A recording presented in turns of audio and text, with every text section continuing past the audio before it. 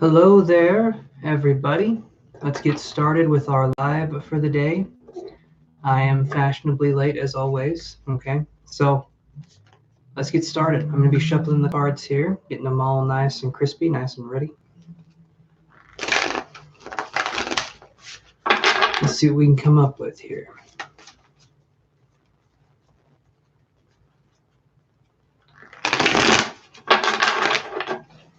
There we go. Let's get these cards nice and ready to go. Wow, 2 thumbs up already. Love that. Love that. Hey, Jamie Lee, how you doing?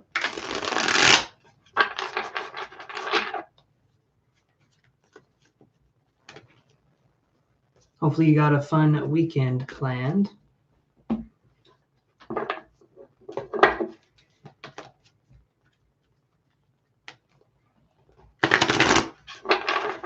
Just getting all these cards ready to go here. Let's see what we get. So we'll do May 1st through, let's do May 1st and May 2nd and May 3rd. Yeah, let's do it. Thank you, Jamie. I appreciate that, my friend. Take your time, and in the meantime, I'll just be doing these piles here, getting everything all nice and ready to go. So let's do this.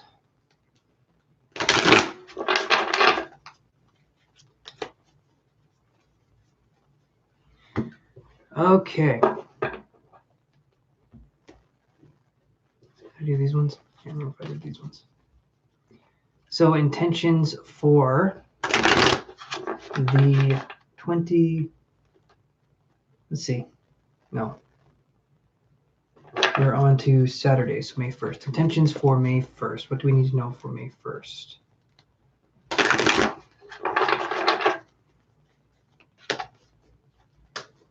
And a couple more here, a couple more.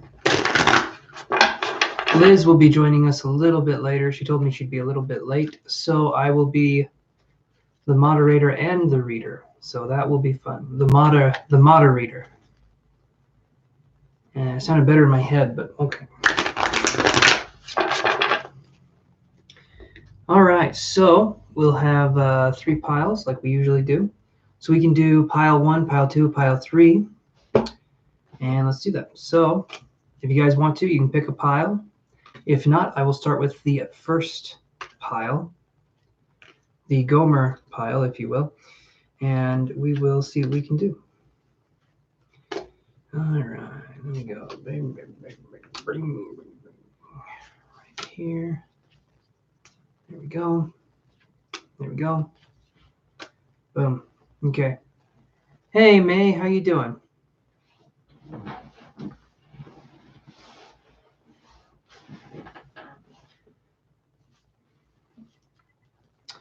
All right, pile number 1. We'll see what cards we get here.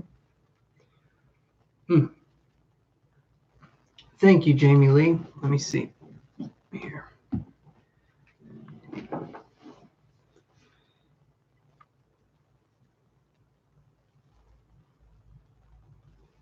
All right, thank you so much. I really appreciate the donation. So let me do this part first for you. Kind of more of the generals, and Jamie Lee says pile 3. Okay. And May, I am doing good as well. I kind of pulled my back out a little bit earlier, but if I don't move or breathe, it does not hurt. So, you know, I'm focusing on taking care of me. But yeah, so we have this right here. So very first pile, very first cards, we got attachment. Okay.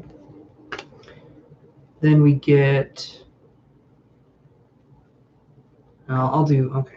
Yeah. And then we get first chakra, Archangel Michael in reverse. Then we have King of Cups.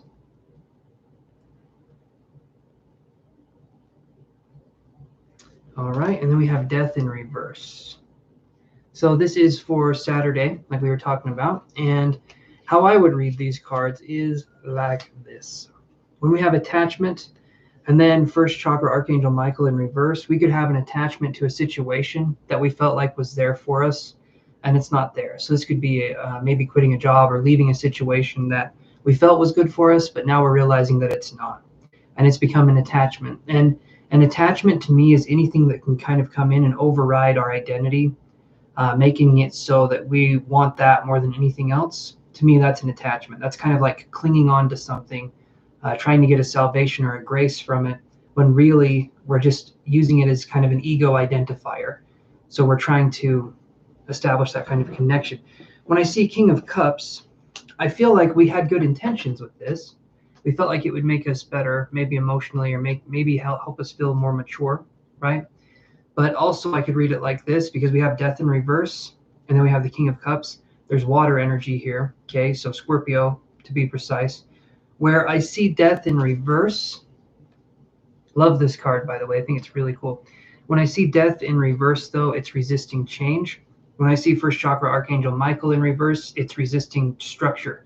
It's resisting that kind of very foundational kind of change. So what I feel here is that we've attached our emotional identity to a situation that's no longer serving us, and we need to get out of harm's way. So we could have put ourselves in a situation where we're using addictions to cope, or we're using something to kind of cope through life. I feel like now it's time to step away from unhealthy coping mechanisms and focus more on bringing in the energy of abundance and letting us feel that flow, because otherwise we're kind of resisting things, right?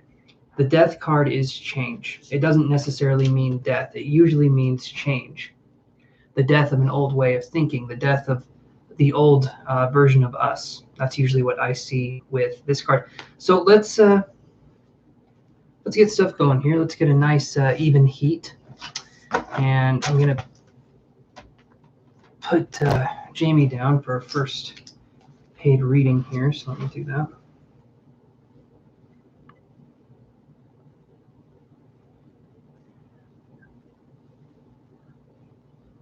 Let's see, that was PayPal. Okay. All right, so let's move on to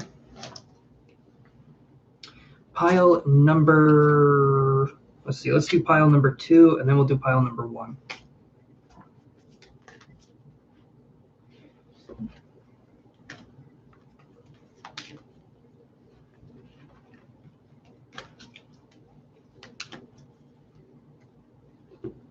All right, pile number 2. So we have, let's move those over here. Okay, so we have hostilities. Everyone's favorite card. I'm just joking, by the way. Nobody's favorite card is hostilities. That would be weird. Then we have woman holding a heart in reverse. Okay. Then we have Ace of Cups. Then we have the moon. So when I see Ace of Cups, woman holding a heart in reverse, and hostilities, we could have had a relationship that ended badly, possibly because we overextended our love, we overextended our attention. So what this looks like is we're in a situation where we feel like we have to give constantly to even get something little in return. And that can be exhausting, but that's what I feel like we're doing. We're over-giving, we're oversharing in a situation. And this makes it hard for us to focus on letting ourselves feel like we're in the present moment, letting ourselves feel like we're actually in a relationship, because we're not focusing on being in a relationship. We're focusing on pleasing the other person, pleasing our partner, pleasing society with whatever it is we have to offer. So when I see it this way, it's like we're putting in all this effort to appear liked or to appear a certain way to people. Doesn't necessarily mean it's going to help us or be good for us, because I feel like there can be an obsession with that. When we have the I don't know what that was that came out of my mouth. When we have the hostilities card, okay, this card is about, I feel like people could look at you in a hostile way, and maybe that's why we took this on. To me, I look at this and I feel like there's some people-pleasing tendencies going on here. It could be subconscious because we have the moon card right here, but this is something that is, it's tricky and challenging because it's focusing on healing some more core wounds, is what I feel. People pleasing is something I personally myself struggle with. I'm trying to learn how that looks to not be that way, but it's a journey. It's kind of a journey. It's what we do in life. So these may seem like problems or big ordeals, but they're the things that help us to stay on the right path. They sharpen our spear, as in spiritual. They sharpen our spear, right? Our spiritual self, our spiritual nature. We have to have these lessons so that we can understand where we fit in, right? And without having something in our force, in our lives that is more antagonistic, like it's more egging us on, then we don't know where our lessons are. Generally, where the most pain is, that's where our lessons are, and that's something we can focus on moving forward. So let's put this one up here and see what we can do.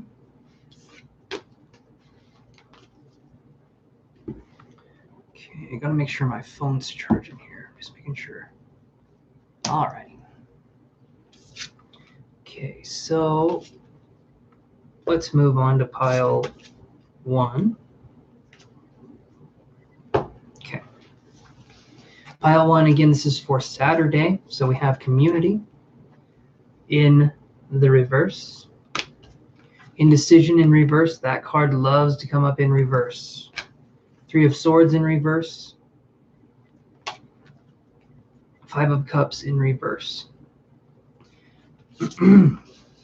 So if I can read this again, to me it's going more into a love situation. So what we have here is we have 3 of Swords in reverse. We're recovering from heartbreak. This is something where we're recovering from heartbreak. We're still not better yet, but we're getting over a heartbreak. We're getting over a connection that didn't quite work out for us. That's what I feel is going on here. So we still have the blues. We're still going through some emotional upheaval, but we got rid of the person that was no longer right for us, or they cast us out. But to me, that could be a blessing in disguise. When I see community in reverse, this could be people pulling away from you during your time of need because these people don't know how to be there for you. It makes it very difficult to be in a relationship, even a friendship, with these people because they're pulling away. You're having something you're going through, they're pulling away. But the thing that I feel is that they were no longer there for you anyway. This just sort of cemented the fact. When I see indecision in reverse, this is allowing us to make a decision, because before we thought we wanted to get rid of some people in our life that weren't necessarily working out for us. I feel like the universe has a funny way of making it so things kind of go where they need to go, and we're getting rid of people that no longer serve a purpose for us, meaning that they take energy from us. They take all the things that we would need for ourselves and they use it on themselves. And it's something where I feel like we're taking that and we're establishing our own personal power, our own connection. And this is a huge step in the right direction, but we have to get rid of what no longer serves us. And that's going to appear lonely at first, and that's going to appear not very fun at first. Hello, Dr. Prachi. How you doing? Or Prachi, I'm not sure how to say your name. But that's what I've got so far. Hello, guys. So hold on. I'm gonna do this here for a second. Let's get our other pile going here, and I'll explain to you some new stuff I'm doing with the channel. Prachi is correct. Okay.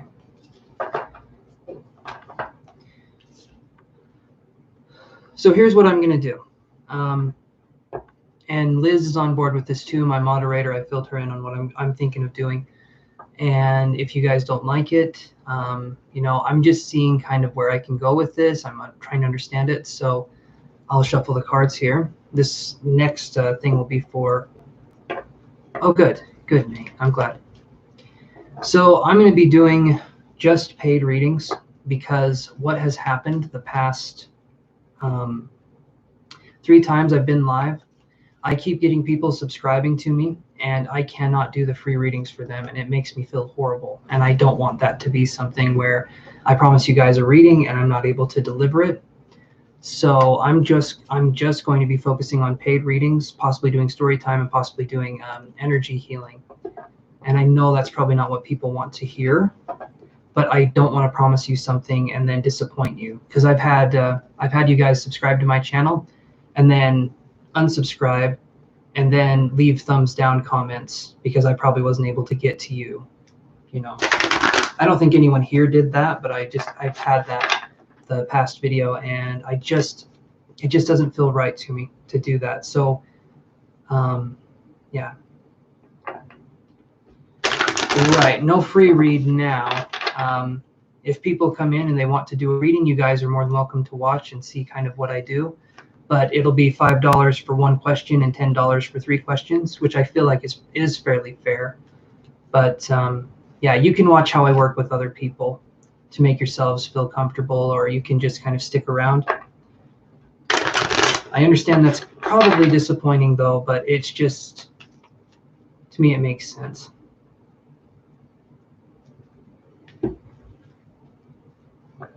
Guess your sign, you get a reading. I am going to say a good sign. I'm not going to guess, Joey, but thank you for the offer. I'm just letting people know.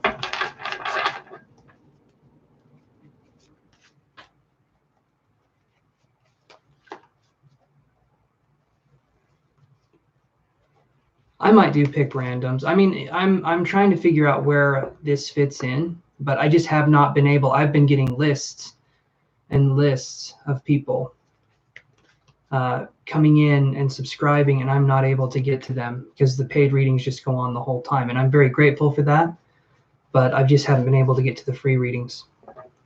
And I don't want to get you guys hopes up and say, I can give you a free reading. I feel awful. Right, right. I figured that's what it was, Dr. Precci. If I'm feeling drawn, or if I'm feeling like that would be the case, that's probably what I could do. I just don't want to promise something to someone and then not be able to deliver. So let's move on to the generals here and see what we can do.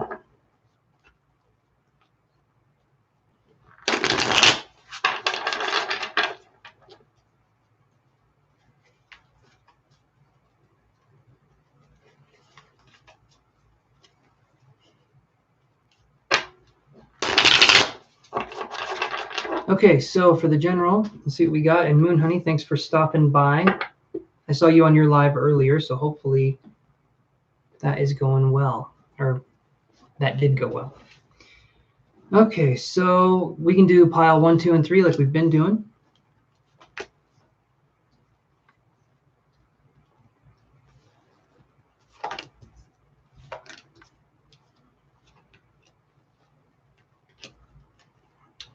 Let's do one of each of these.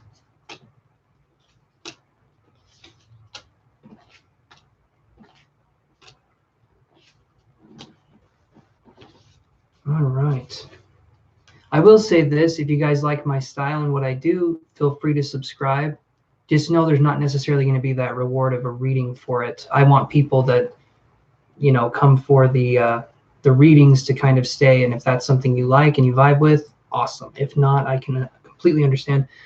So let's read pile 1 first.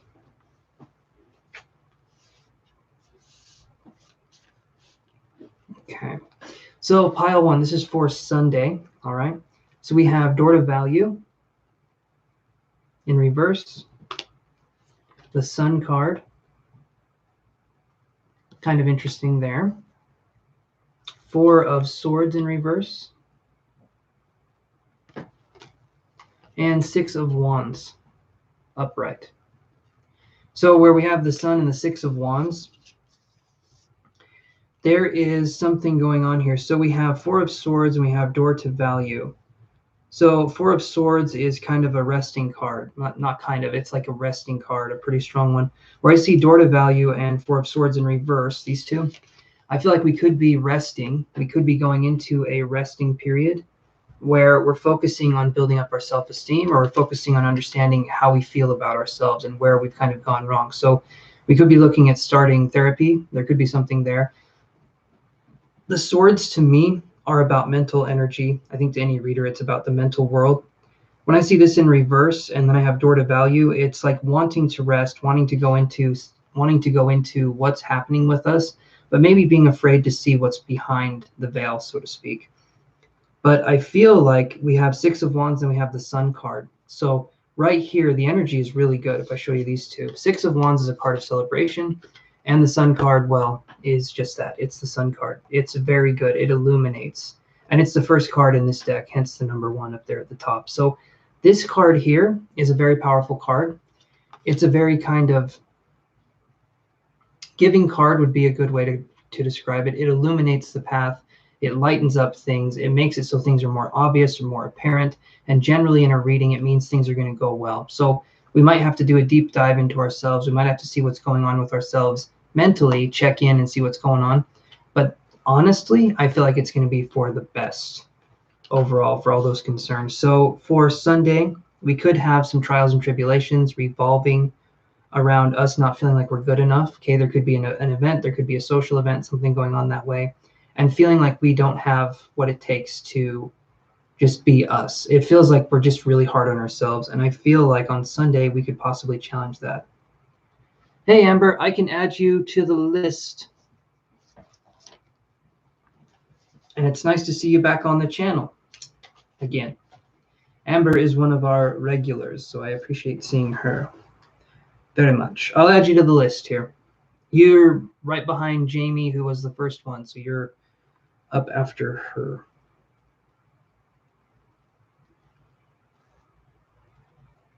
Okay.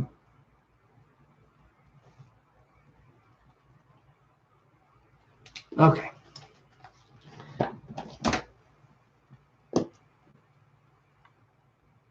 Amber, don't feel bad for asking questions. You know, that's kind of what I'm here for. If you guys weren't coming in here, then it's kind of like, what am I doing, right?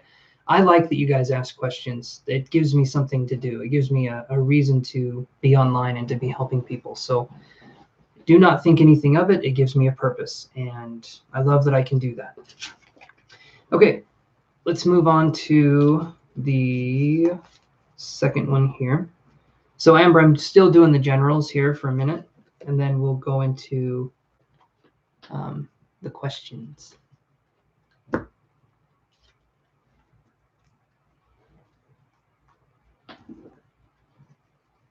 right.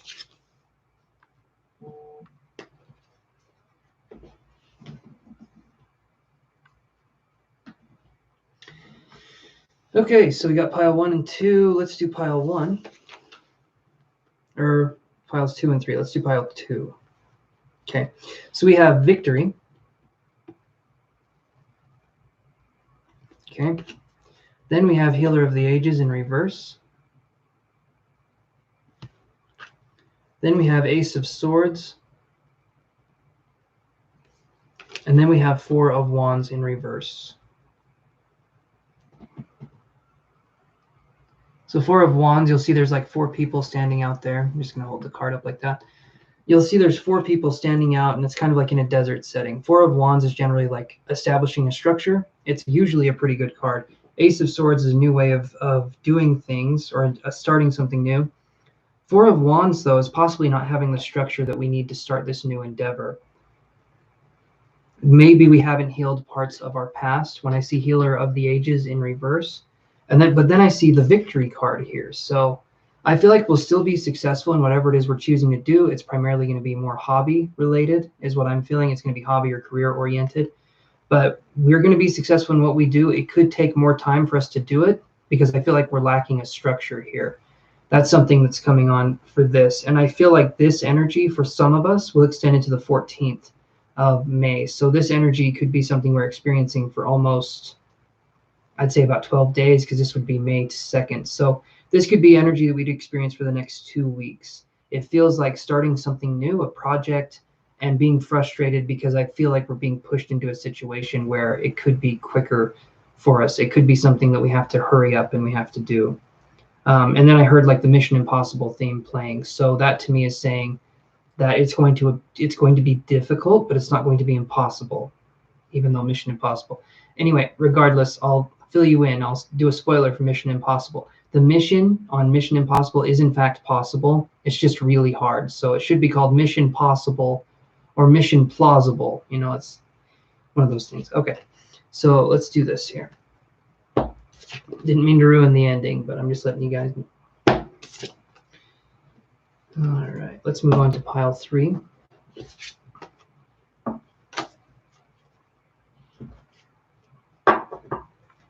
All right. Pile 3, we get yin yang in reverse, contract. 7 of Swords in reverse, Knight of Coins.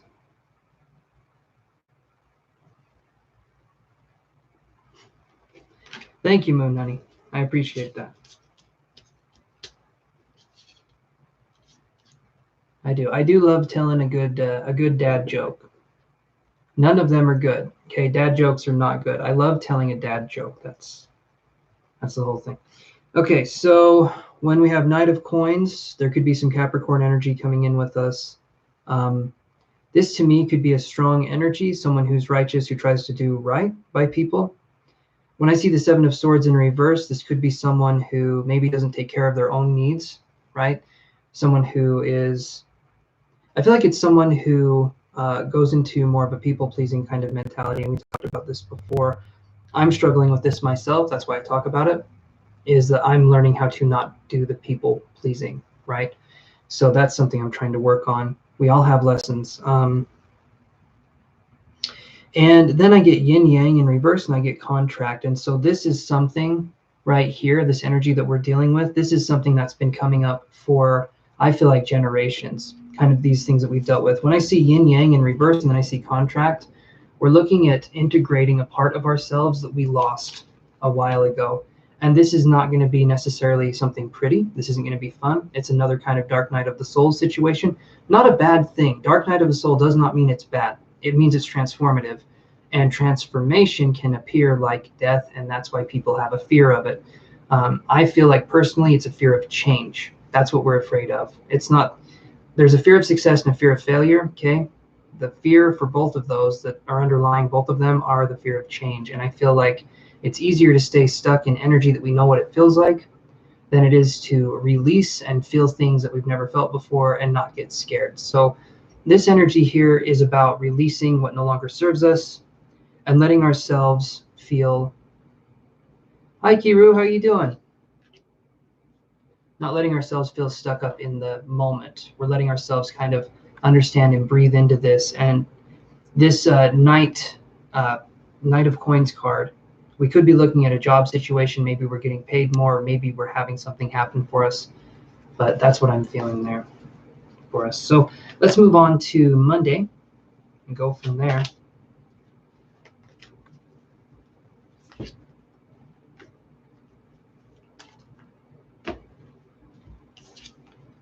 So I pulled my back out today a little bit. I pulled my back out a little bit. And so if I seem like I'm leaning a little more to one side, or I'm a little tender with things, that's what's going on. My fashion choice was not affected when I pulled my back out, but when I stand up and walk around the room, it will appear that way. I'm wearing a sweater with shorts. I call it, you know, it's very unique, right? It's a very unique look. Anyway. It'll get better, Kiru. I'm just letting you guys know in case I bend down and I don't get back up. So I'll just do the rest of the reading on the floor if I fall down. I'm not going to do as long of a live tonight for you guys. I'm going to probably do 3 to 4 hours. But you know, I still wanted to come on here. I still wanted to do the live, and I wanted to complain about the pain that I'm feeling to everyone. Because you got to spread it around, right? You got to share that. So let's do Monday. Let's get these cards shuffled for Monday. But thank you guys for the well wishes. I'm sure I will be back in working order in no time. I get these little injuries every now and again.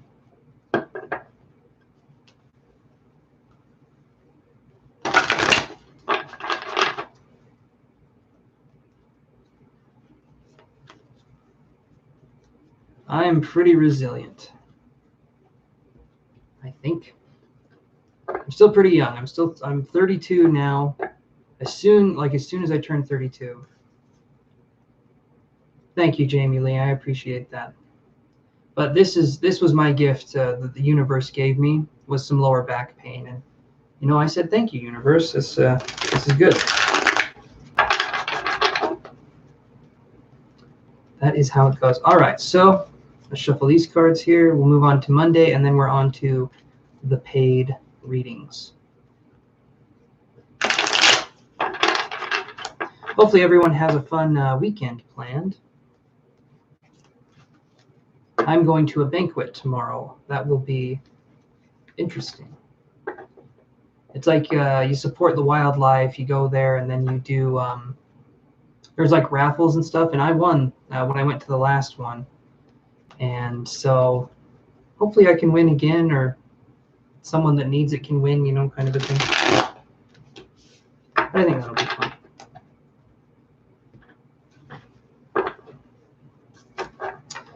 All right, let's get these shuffled up here.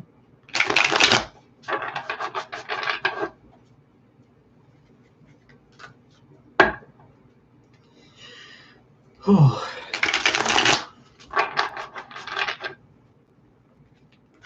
All right, you guys, this will be for Monday. This is for all the marbles right here.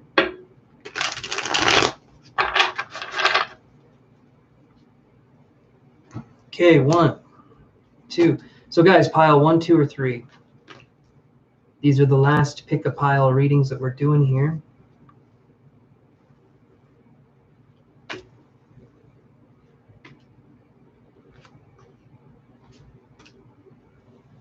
Moon Honey says 2.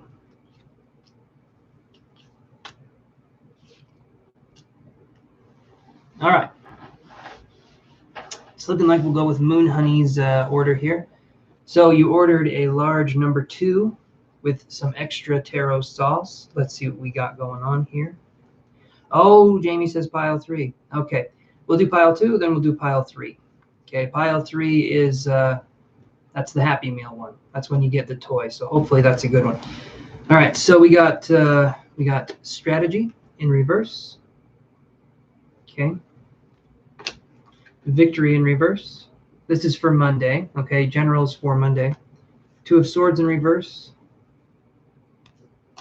And 7 of Wands upright. So when I see victory in reverse and I see strategy in reverse, this is, oh yeah, the Happy Meal's good. Happy Meal is, that's where the good stuff was. I have fond memories. Okay, so victory and strategy in reverse. So this would be not planning on Monday, not planning for something and having it going wrong. So this right here is letting ourselves be flexible. And if we say we're going to do something, let's plan for it and have it so it's something that we actually do. Because this right here is going after something and doing it, not being prepared, and then I feel like bad things are happening. And then we feel like, well, I'm not very good at this, but I feel like we didn't prepare for it. So I feel like Monday could be a job opportunity. It could be learning something about like mental health. It could be, there's a bunch of different things that this could be, but it's like not studying for the test and then expecting to ace it. That's kind of the energy that I get when I see strategy and victory in reverse. It's that kind of energy where it's wanting to have something, wanting to already have achieved the thing, but not doing any of the work to get the thing. Hopefully that makes sense. When I see the 7 of Wands, there is skill here. When I see this card, I feel like this is skill. I feel like there is something that sparks within you. I feel like there is some sort of divine spark that happens, but we still need to understand, we still need to grow, and we still need to learn, right? There's a, in the spiritual community, there's this whole thing. It's like there's this whole pedigree, right, of psychics and mediums that were born with the gift and they just had it growing up. But in my personal opinion, if you have the gift of psychic or mediumistic ability or energy healing, what I feel like can happen is that those people that were born with it can become kind of complacent and not necessarily sharpen their skills over time, versus someone who wasn't born with it and who has to strive and make effort to hone their gift. I feel like that person in a lot of ways can have an advantage. So that's kind of where I'm coming from. Hey, Frederica, how you doing? So that's the energy that I'm feeling with this. When we have 2 of Swords in reverse, okay, 2 of Swords in reverse, we need to quit thinking about thinking. I'm doing good, Frederica. I'm doing good. I pulled my back out a little bit but then I just put it right back in, and I'm doing okay actually. The pain, while I'm doing this live, I don't know if it's the adrenaline or what, but it's actually helping. So yeah. So Two of Swords, this to me is thinking about something, but not necessarily doing it. So we're procrastinating by thinking about something instead of doing something. And procrastinating about doing something or thinking about, anyway, it's a whole mind loop. Do the work, do what needs to be done, and then you can have the reward for it. I feel like you're already proficient at this. This feels like it's a skill to me. You're already proficient to a degree, but you need to learn a little bit more, okay? Or we need to learn a little bit more, and then we can understand the situation for what it is. Oh,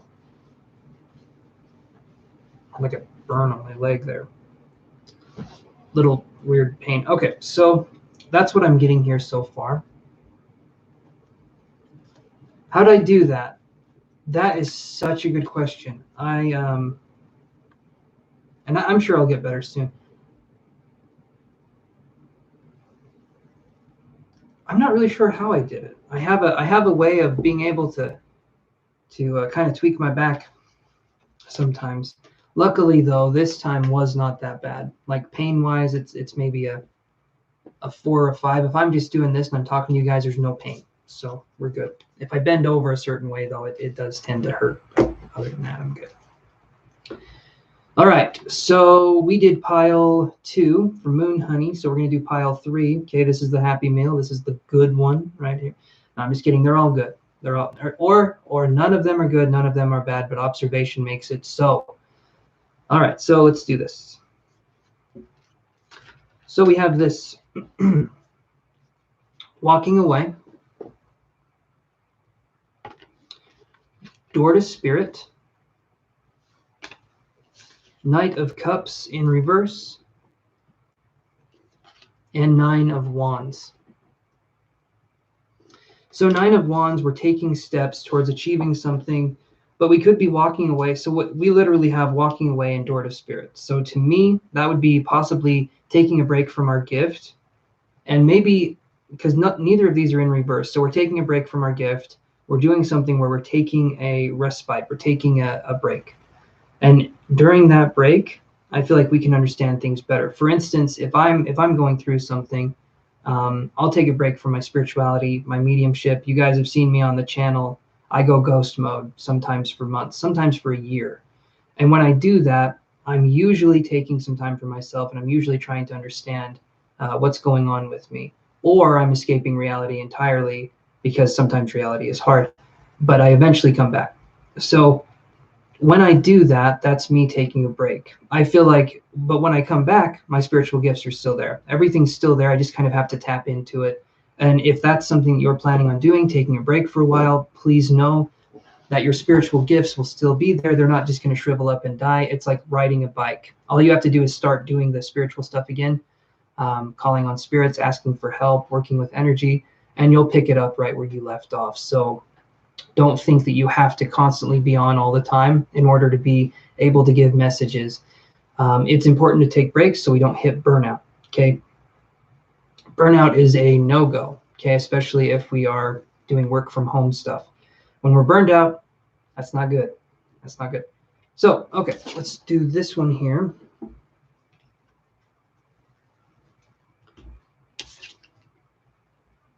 All paths lead somewhere. Right, your intuition's burning out. Absolutely. That can happen. Things can happen. Things can kind of churn the wrong way. We can have certain things come up for us, emotions, different things happening. So it's important to remain open and to remain fluid to the information that is coming in. Awesome, Jamie Lee. I'm glad that resonated. Okay, let's move on to this pile here and see what we got. Indecision in reverse again. This card loves to come up. Little red indecisive riding hood is looking where to go. Hey, Riddy, how you doing? And then we have anxiety. Okay. Queen of Wands.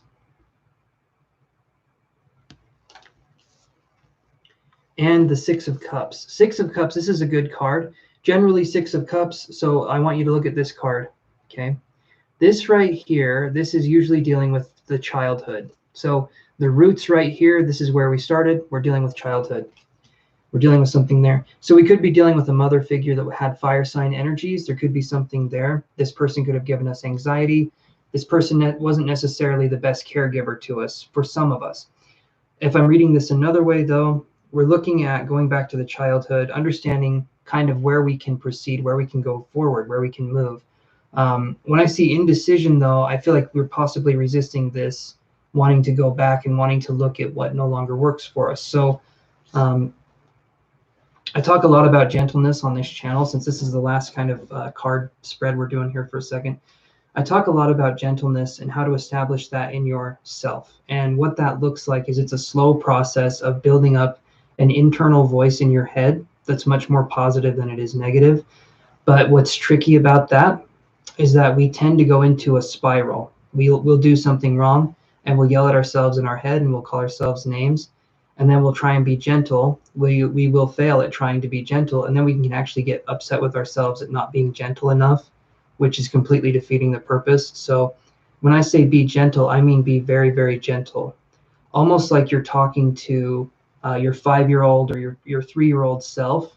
That kind of gentleness is what I'm talking about when we're focusing on healing wounds, because we don't get anywhere by having that internal voice that we grew up with. Okay, that's usually, I've said this on the channel a couple times, tough love is soft hate. Okay, it's not something that helps us, especially if we're sensitive people to begin with. It can actually hurt us pretty bad. And then we hold these emotions in. We feel like we're not strong, but really our sensitivity is our superpower. It's a strength in another direction, but people didn't see it that way. Doesn't mean it wasn't there, but that's definitely something that we can have there.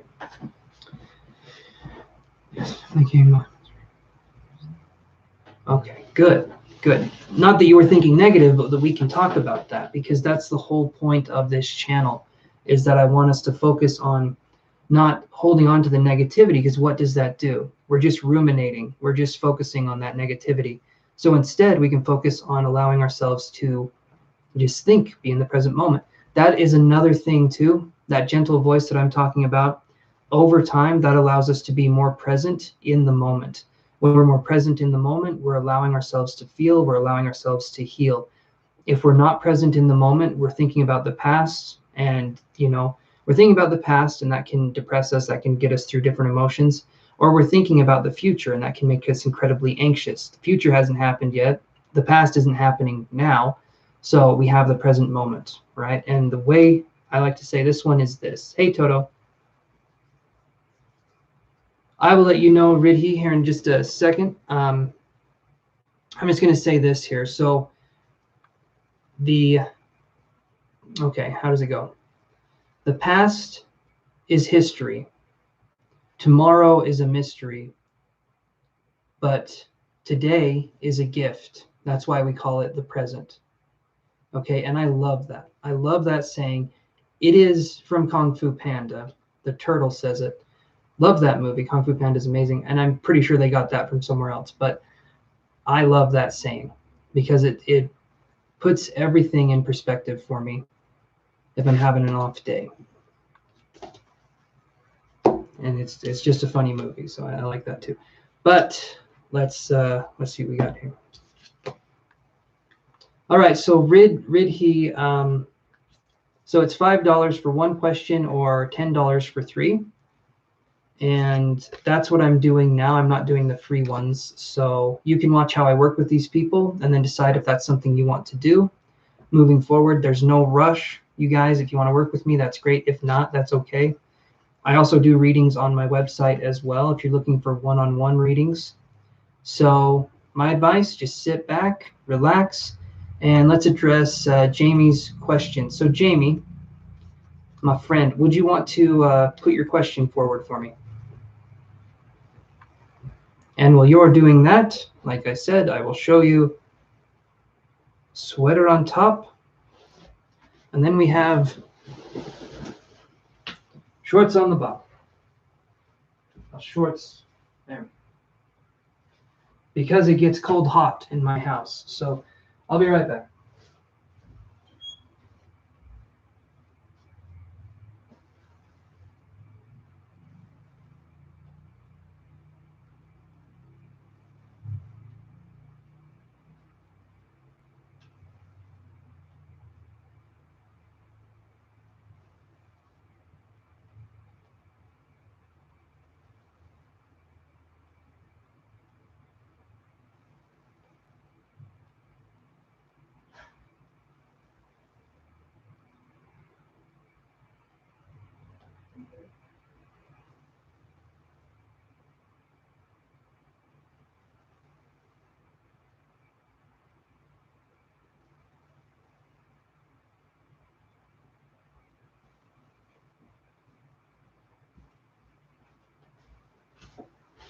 Okay. Oh, thank you, guys. What happened?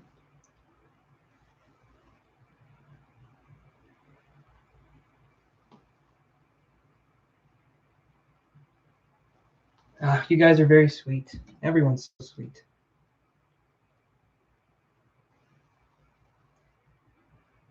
Okay, so let's jump right into this. It's not, I myself get cold. It's not necessarily cold here. I'm sensitive to temperature changes and fluctuations. So it's not too cold here. Are you still wanting to do that, Kiru? I haven't heard from you in a while. Are you still wanting to do possibly another session?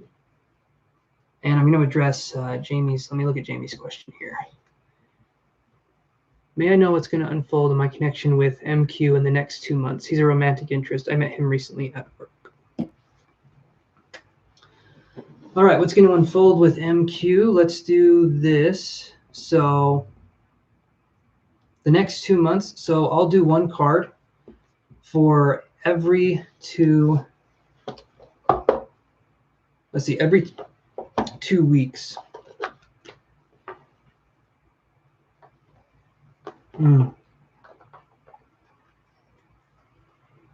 Hey, Kellyanne, how are you doing? All right, so let's do these cards here, and then I'll do some energy cards. But I'm going to do every 2 weeks. So you said the next 2 months. So let's do 4 cards, okay? I'll do one love card for the month of May. And then I'll do an energy card, and then I'll do one love card for the month of June, and then I'll do an energy card. So let's do that.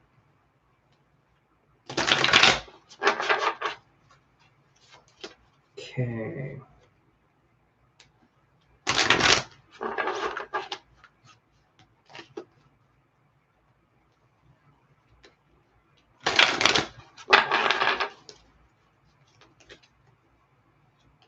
You are very welcome, Jamie. Very, very welcome. The situation back home. Well, we can touch on stuff if you want. All you have to do is reach out, get a hold of me, and we can go into that when you're ready. Because when I do my energy work, it's not.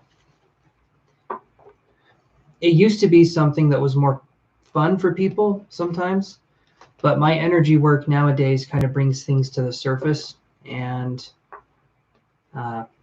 some people are not ready for that. They think they are, and they are not. So I need to put a disclaimer and say, if you're ready to work with me, if you're ready to have change, we can do that. But if not, really think about that, because it brings stuff to the surface.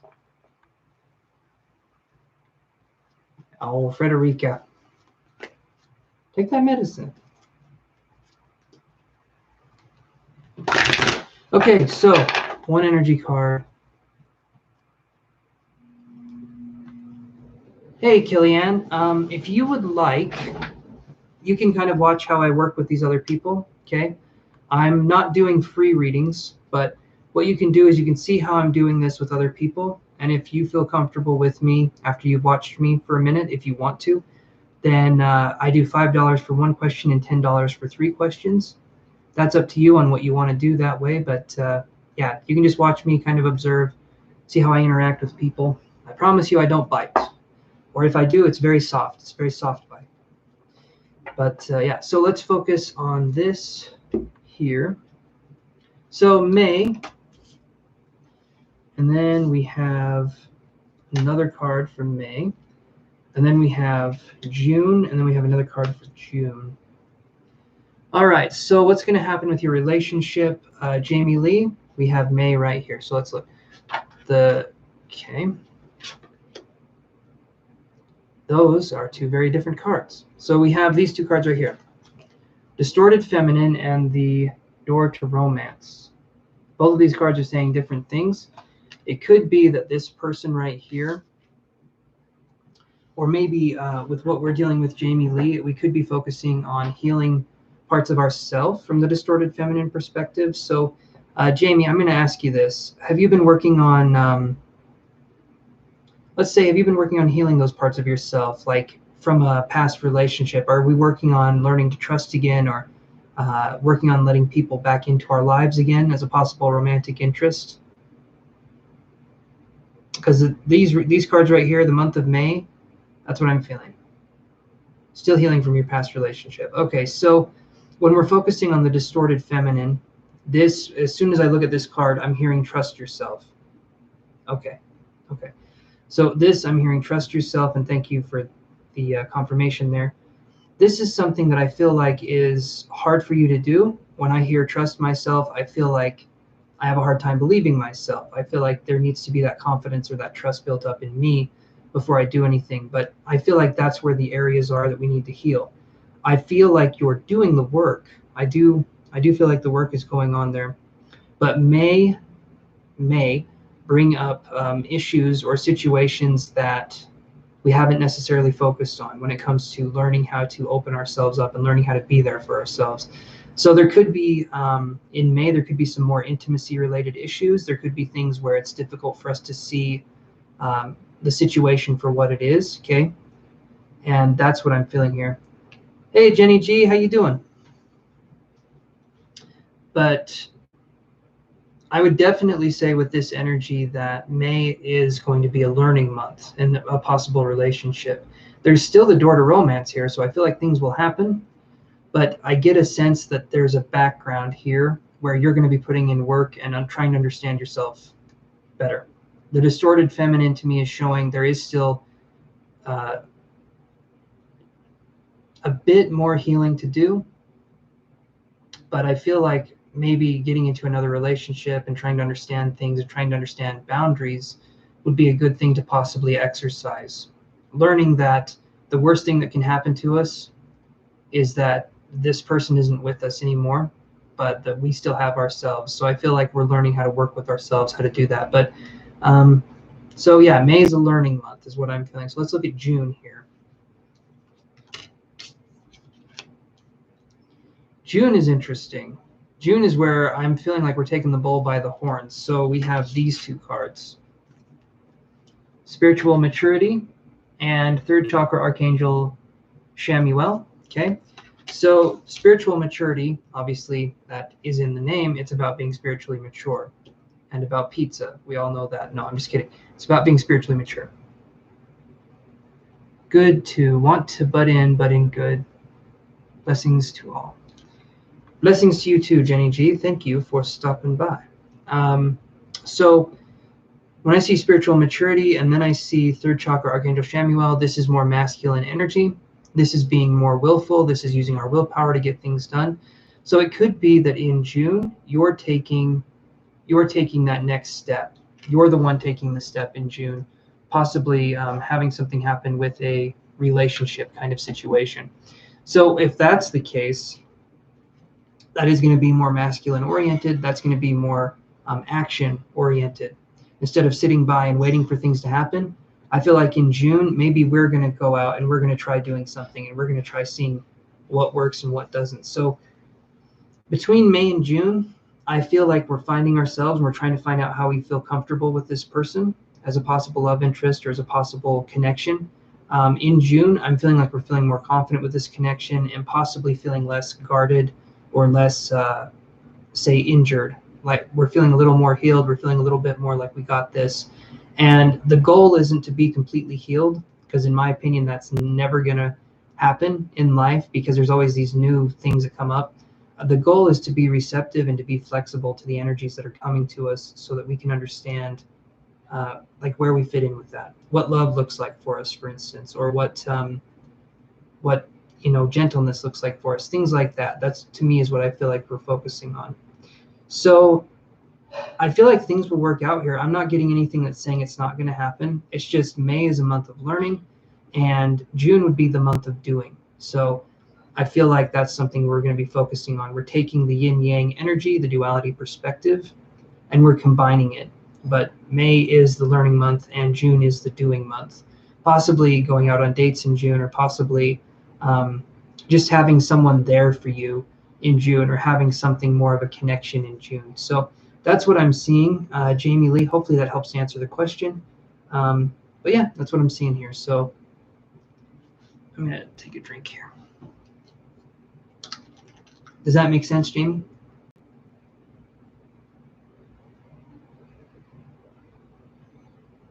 You are so welcome, Jamie. So welcome. I'm happy I could help. Very happy that I could help. Awesome. Okay. So I'm going to go on to the next person. Amber, are you still there?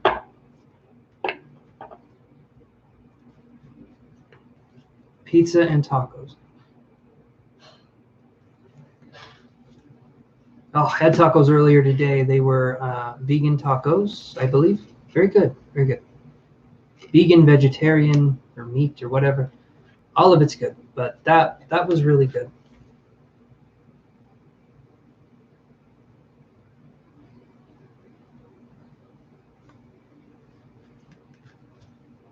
Oh, Jenny G, thank you for being so sweet. There.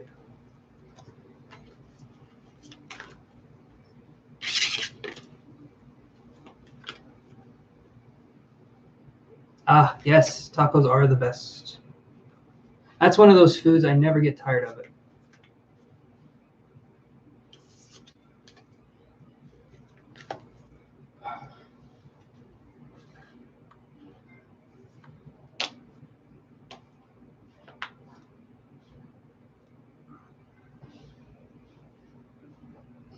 You know, I heard something.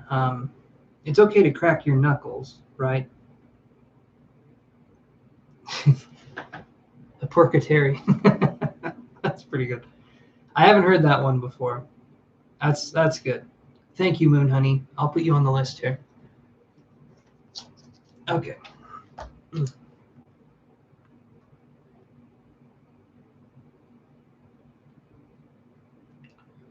Oh, that's right. Okay.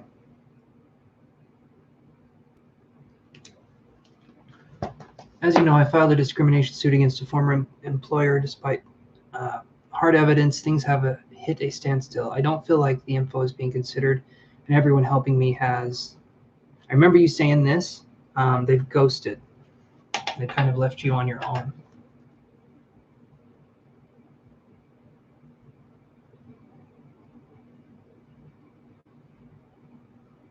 Okay. Let me do this here.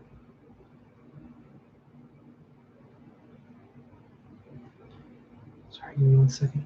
Ghosted. Is it worth continuing? What happened with Gigi? She ghosted. She was the main witness. Okay.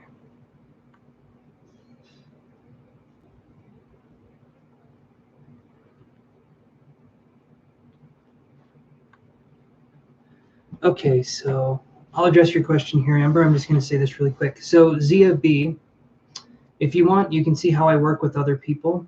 I do 1 question for $5 or 3 questions for 10. You can see how I work with other people and decide if you would want to work with me. That is up to you, but I appreciate you stopping by the channel. Yeah, you just let me know. You can, like I said, watch how I handle these other readings, and then you can make a decision there, okay? No rush. Nobody has to rush. I'm going to be live here for a little bit longer, quite a bit longer, so all right.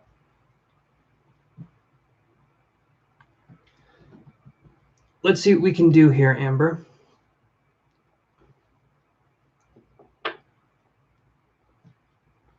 So, Bravo, the same thing I said to, if you want to, you can pay. You can either do Super Chat, PayPal, or Cash App.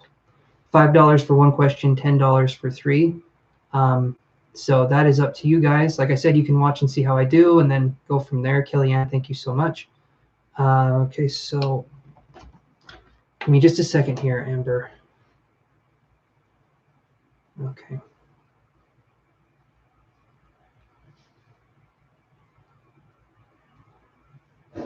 And thank you, Kelly, for your donation. I really appreciate that. And you are on the list. So now we have Amber, Moon Honey, and then Kelly. Okay.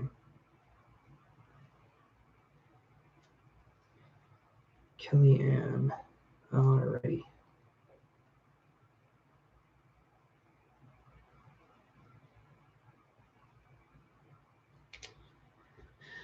Yeah, when I'm focusing on the energy for this reading, Amber, it does feel like it's hitting a brick wall. And it feels like things there. I feel like there's a sledgehammer for the brick wall to break through right next to me. But everyone is saying that there's no way to look beyond this brick wall. I do feel like things have hit a standstill. So let's draw some cards on your questions. So I'm going to work out the questions here. I don't feel like the info is being considered and everyone helping me has ghosted. Is it worth, so let's look at this. Is it worth continuing this lawsuit? And then let's look at what Gigi's role was, okay? So is it worth continuing this lawsuit? Let's see what we get here. Amber is wondering if it is worth it to continue this lawsuit.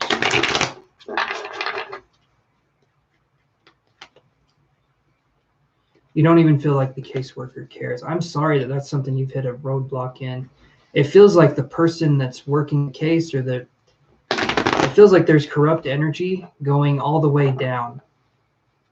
It almost feels like if I could say so myself, it would feel like almost the judge would think that it just feels like something this person has, they have something in their back pocket. So let's look here.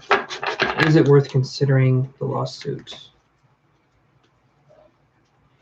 Because I know that must be incredibly frustrating to deal with. I can only imagine.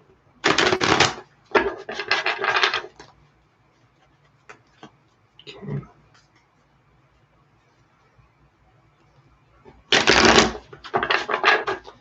Okay, so is it worth it continuing the case?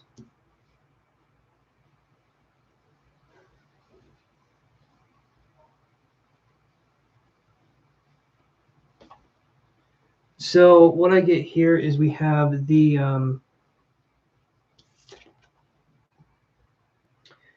thinking man in reverse. This to me it's kind of that standstill energy that we were talking about. It's thinking about thinking. Things aren't necessarily getting done. I feel like right now it wouldn't be a good time to pursue it, but then I'm also hearing if not now, when? And I feel like you don't want to, right, you literally have factual evidence and it's being ignored. The longer you wait for the case, the less likely it's going to be taken up, right? You want to strike while the iron's hot, and this person is, this person is not a good person. You've told me that, and I felt this person's energy. It's not good. But I feel like you're up against something that seems like it's stuck in a way that's beyond normal means. It feels like there's a roadblock, and then you would walk 2 or 3 feet. There's another roadblock. If any progress is made, it quickly gets taken away. And it feels like that's by design. It feels like there's something here that's like frustratingly difficult because you should be able to pin things down. You should be able to have things happening, but it keeps falling into the wrong hands. That's what I'm feeling. So obviously that's frustrating. And I don't know if is it litigation, right? I don't know if that's something that you can continue to do. I don't know if it costs money for you to do this. It might be good to look at maybe some different, hi Rada, how you doing? It might be good to look at some possible different representation, especially if you said the caseworker doesn't work, but then you're kind of starting at ground one. I can see why this is frustrating, because the answer that I'm getting here is that it would be, if you went forward with this, I feel like it's just going to keep hitting another dead end. I don't feel like it's just going to open up right now. It feels like it keeps falling into just the right people's hands. To search for a lawyer independently. That I feel like would be the best course of action, which that's not fun and that's going to cost money. There are some lawyers who will only take on cases and be like, you have to pay them after you win the case as a possibility. If there's anything you can do like that, that would be good. But this right here feels like you're going up against a power, like a more powerful person or someone who has pull. And because of that, things are going to be more difficult for you. I feel like this person has pull in several ways, and most of them are unseen. It feels like there's something going on there where it's like behind the scenes, there's a puppet master kind of a thing. An independent lawyer might actually be a good option, because as long as we're thinking about it, I feel like when we're thinking, we're not acting. When we're not acting, the case is getting colder, and I feel like you want to have justice. Ever since you came to the channel, that's been one thing that I feel like your heart has been burning for, is this kind of sense of, justice, feeling heard. You don't even necessarily want anything from it. You just want to feel heard, and you want this person to not be able to have control anymore, not be able to be in power anymore. You want to help other people by helping yourself. You don't want something to happen to someone else like it happened to you. So, right. And that's what I'm feeling too, is that the representative is biased. I would say seek independent counsel, because otherwise it just feels like it's not, it feels like it just keeps falling into just the right people. The case keeps falling into just the right kind of scrutiny. And yeah, exactly. I didn't think you cared about the settlement money. You would want to make it so that you could feel good and you could sleep at night knowing that this person isn't taking advantage of somebody else. That's what I think is going on here, Amber. I feel like you have integrity, you have pride, and you have this sense of like, I want to protect people, I want to help people. That's what I feel. So, but let's take a step back here for just a second. Let's look at the Gigi situation, right? So that's her name. Am I saying that right? Because Gigi, you're welcome, Amber. You're welcome. Let's look at the situation though. So we have, that is an interesting card to get.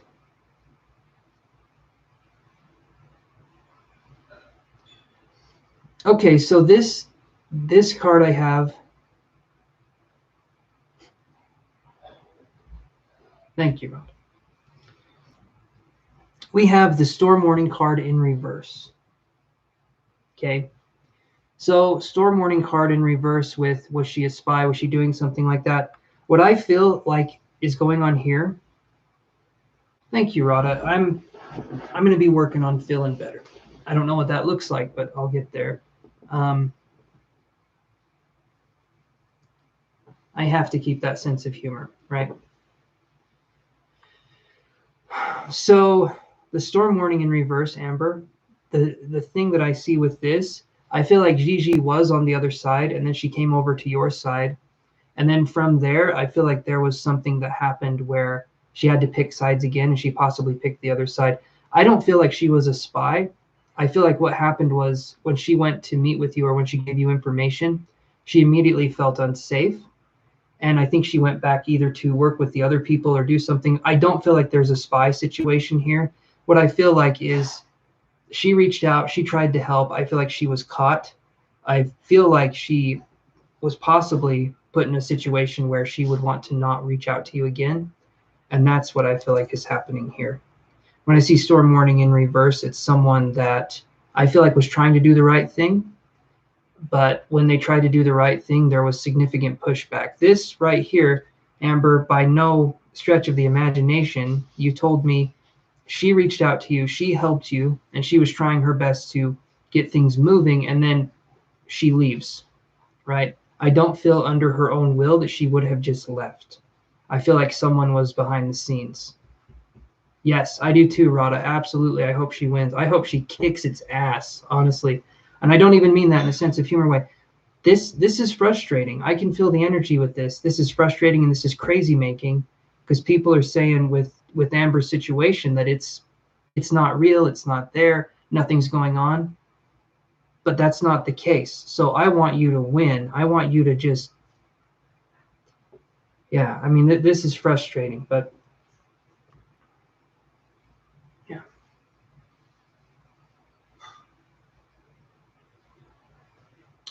Oh, wait a minute. Rada is watching an old part of the, okay. That was weird how that happened, because she picked pile 1. She's watching an old, okay. Sorry about that, Amber. She's, yeah, I can feel that frustration. I can feel that. And I'm sorry that that's something that's going on. And I feel like there's a sense of, on your part, Amber, hey, Toto, you're creating kind of a guard around your heart, which I completely understand. but I don't feel like you want to have that. You don't want to have that guard. You don't want to have that. And in order for you to feel safe to let your guard down again, we need to work on this situation. So I would say seek independent guidance, because the person that's handling this now, if you're feeling like your caseworker isn't taking it seriously, trust your instincts. Okay, you have something there, and you know what's going on. I'm sure if you tried to say something to the caseworker, they'd be like, "Oh, that's not the case." No, it is. It is the case. You understand what you want. You feel like you understand how you want to be represented, and you have factual evidence in this case. I feel like you just need to find the right person. It's kind of like, and I hate this comparison because it's not even close. It's not even the same thing, but it's the only thing I can think of. You have inventors. You have inventors that go around and they pitch their idea to so many people, and then finally one person takes it, right? Right, absolutely, Amber. So, but eventually I feel like you pitch this case, you pitch kind of what's going on. I feel like the right person's going to hear it and they are going to help you with that. With this person you're with now, though, I don't feel like you're going to get representation the way that you want. And Spirit's here on my right side. I feel like there's a sense here where you need to focus on possibly finding someone new, because you know in your heart, you know in your soul that this isn't working out. But it's also scary to look for new representation and to start over again. But I feel like it's necessary in this situation. Starting over is going to be the thing that I feel like you wished you did moving forward. Does that help answer the questions, Amber? Because I feel like you don't just have a case, you have a pretty big case, but you're going to have to find someone who has the cojones, so to speak, the balls, the chutzpah, right? You're going to have to find that person who has that to handle this case, because I feel like lesser lawyers, lesser attorneys are going to look at this and be intimidated by it and give you the runaround. I feel like you need to find someone who's dealt with stuff like this.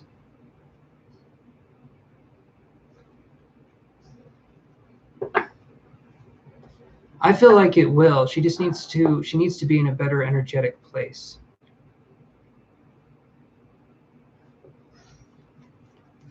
Let me look at that. Let's do 2 more cards for you, Amber. I remember, and I'm really sorry about this, Amber. I thought about this last night, and I am so sorry. You asked me a question. You gave me the money. You asked me 2 questions. I went totally into just answering the one question. I never addressed the other one, and that's the one you asked tonight. So I'm going to go a little bit above and beyond, making it so that I answer this question as thoroughly as I can, because I'm sorry I missed that last night. Okay. You're welcome, Amber. You're always welcome. I want to help you too as much as I can. I can't do very much. I'm just a person trapped inside this screen that you're staring at, but I can read the cards for you, so hopefully this can help give some insight.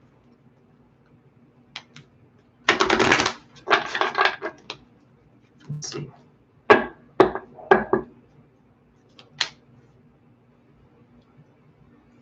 Should you report them on social media? And then this one is, should you report them to the Better Business Bureau?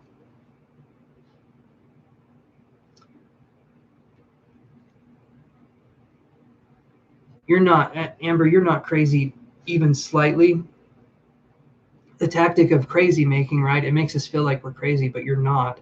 You're very lucid and you're very aware to things that are going on, and other people don't see it, or they don't want to see it, or they don't want to believe it, or they have some skin in the game and they want to stay away from it, right? You're not crazy though. Don't think you're crazy, because you're not. So reporting on social media, no, I don't feel like that would be a good move. Better Business Bureau could be something. As long as you remain anonymous, I feel like that's important. Social media, you lose your anonymity. I mean, you can make another account, but if you're talking about certain things, what I feel the best course of action would be is honestly seek representation, seek a lawyer.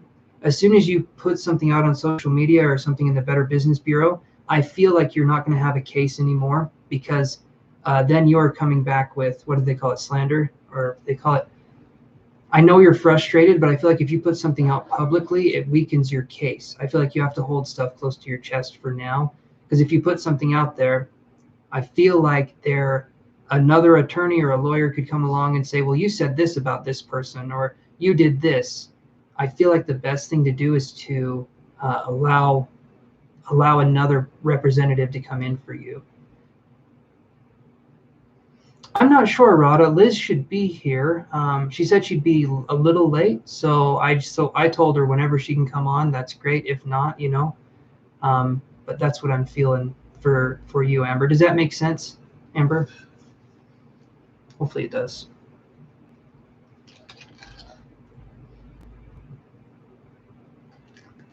Hi, Anjali, or Anjala. I don't know how to say your name, but good. Yeah, don't say anything. Don't start and I'm not saying you would, but don't start a smear campaign. Don't do anything to do that. Focus on getting representation. As soon as you take any of those steps where it's revenge and you're going out there and you're doing your thing that way, you're no longer being able to be represented to the fullest extent that you could be. And I know that stinks because there's stuff there's things built up and you need to express it. But I feel like you need to find the right representation so that you can express it in a more desirable way, because lawyers have a way of depersonalizing things and looking at things objectively, and they don't let their emotions take control. And I feel like that's kind of what we need to focus on with this kind of energy. Okay. So does that help answer the question a little bit more?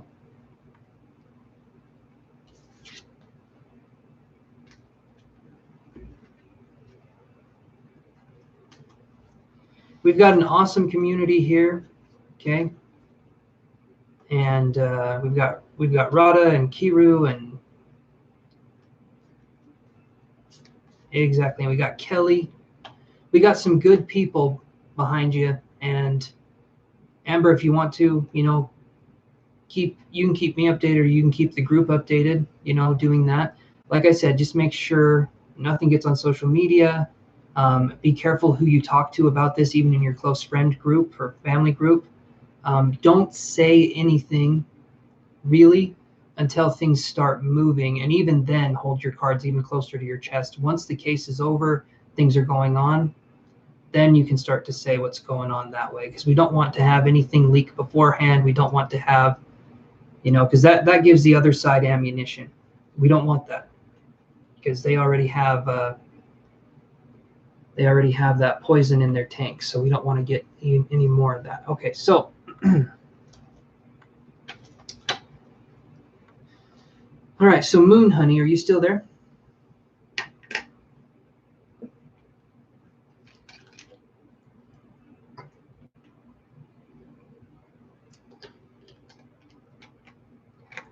Message from your guides. Okay. Let's see what we can find out here.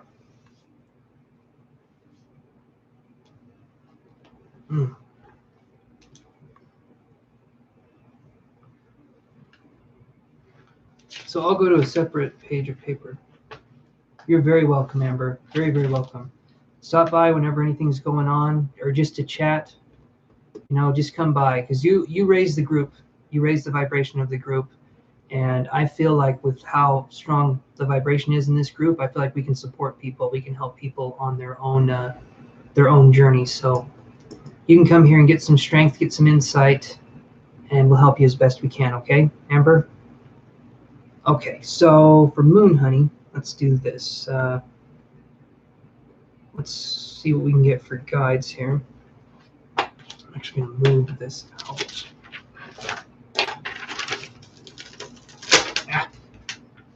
There we go.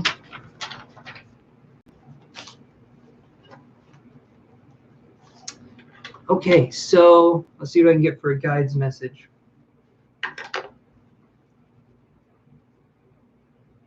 Let's see here.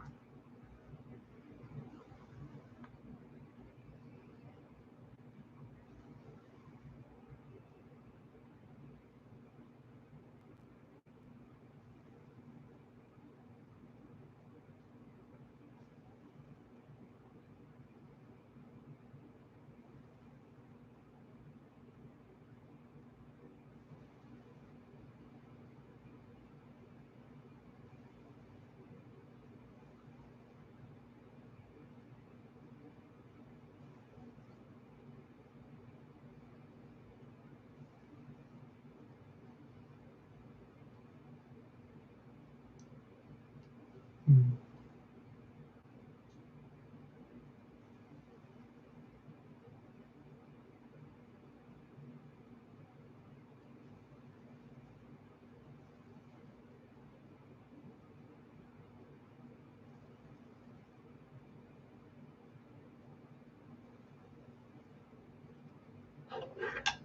Okay, Moon Honey. So what I'm getting here is I'm being shown steps, and I'm hearing be patient. And I feel like we need to surround ourselves with more. Um, to me, it feels like we need to surround ourselves with more positivity. Like I feel like things are going well, things are happening that are good, but I get a sense of maybe not being in the right environment for us to grow.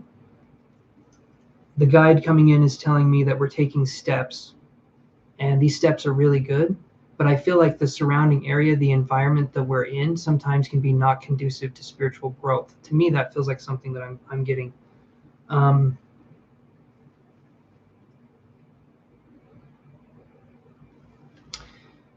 let's see. Let me see what else I can get here.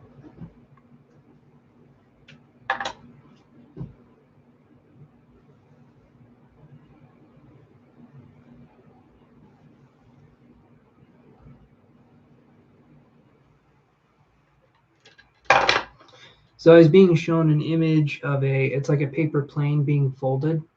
And I feel like that's kind of a process in your life right now where the paper plane being folded, where the paper before it becomes the origami or before it becomes the creation. So we're kind of looking at a blank space right now, but that transformation space, we talked about this last time, and I think the time before. But when I'm seeing the process of the paper airplane being built, right now we're kind of getting crinkled up. So I'm feeling like sometimes that crinkling is kind of like the tower card. There's changes, there's transformation, but I feel like this is helping us to be stronger and help us fly, like the paper airplane analogy. So we're being folded and we're being tested in ways that could be unique, they could be new, and because of that, it can feel like we're taking a step backwards. But this is actually the steps we need to take. We're feeling resistance, we're feeling the folding, but we're not supposed to give into the resistance. We're supposed to lean more into that, see what we can do to make that better for us. See, being comfortable with being uncomfortable is kind of what I'm feeling here. So to be comfortable with being uncomfortable, I have a few things I can say on that, but the primary one is to surround ourselves with situations that maybe aren't necessarily easy. Like we have to get up and we have to do a psychic class, a tarot class, mediumship class, or whatever it happens to be, just to learn more. Challenging ourselves is going to be important because with you, I feel like challenge is something that drives you. It's not something that you necessarily shy away from. I feel like you like a challenge.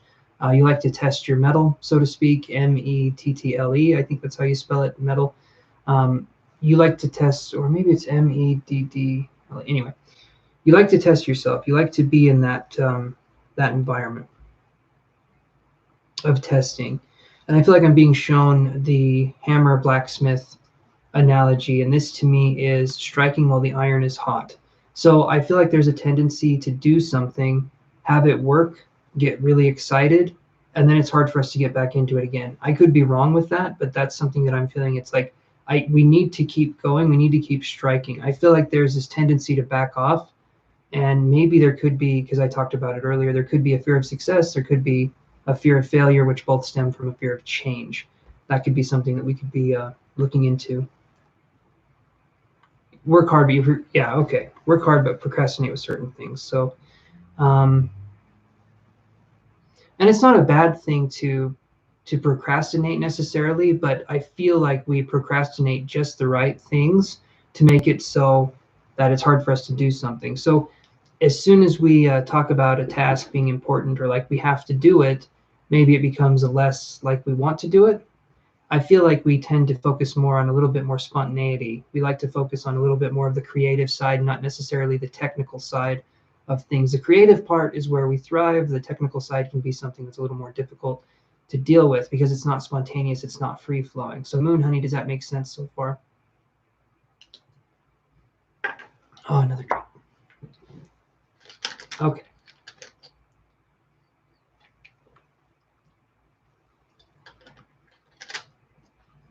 So ultimately from your guide, it's a, hi, Raj, I am doing good. Hope you're doing good too. So ultimately, from what I'm feeling, what your guide is saying is that you need to, and I talk about it a lot, we need to embrace what's happening instead of resisting it. The procrastination is a path we've gone down many times before. We've seen what procrastination looks like, and literally it doesn't get us where we want to go. And then I feel like we can feel disappointed and we can be hard on ourselves. But if we stop procrastinating, we start focusing on things we can do in the present moment, it becomes a little less hard. Like for instance, with certain spiritual concepts, it's easy to procrastinate, right?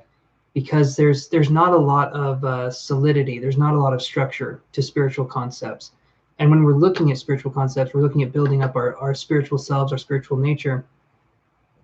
That can be difficult to understand what the hell that looks like, to be completely honest. And maybe I'm being a little too frank, but it's good to have a start with something and then build up off of it. And starting something is the hardest part. That's the part where the brain is trying to combat it the most, right when we start a new skill, right when we start learning.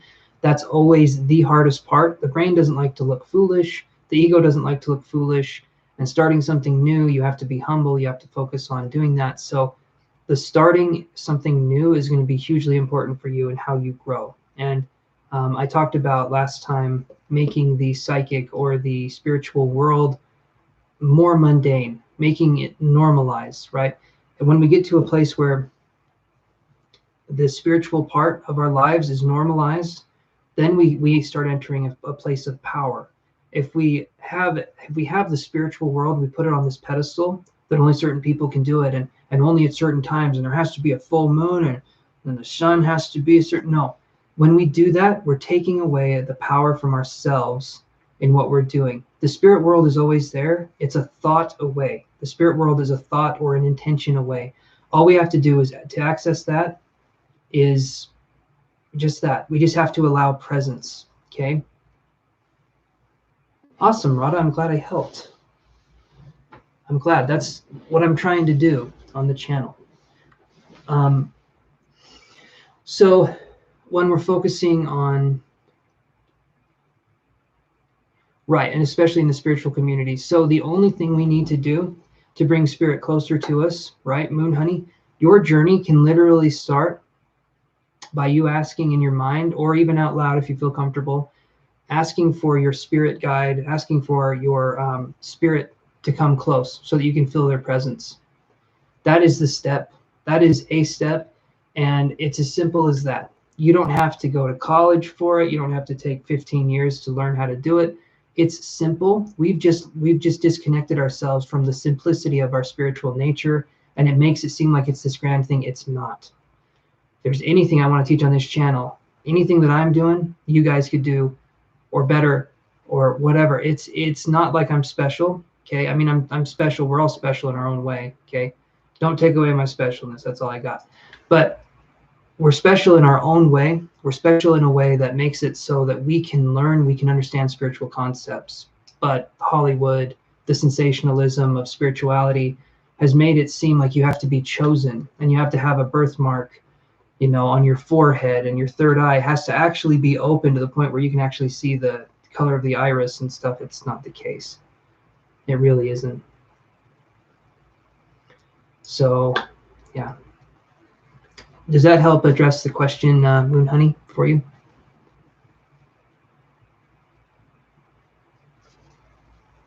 Right. We are the teacher that we seek. Absolutely. I've had to teach myself a lot of stuff, and it's a hard lesson to learn, but it's also good. And then realizing that other people can teach us stuff too is very important. That the one again is hard for me, but the plan is as simple as, like, it can be as simple as waking up and attending a class.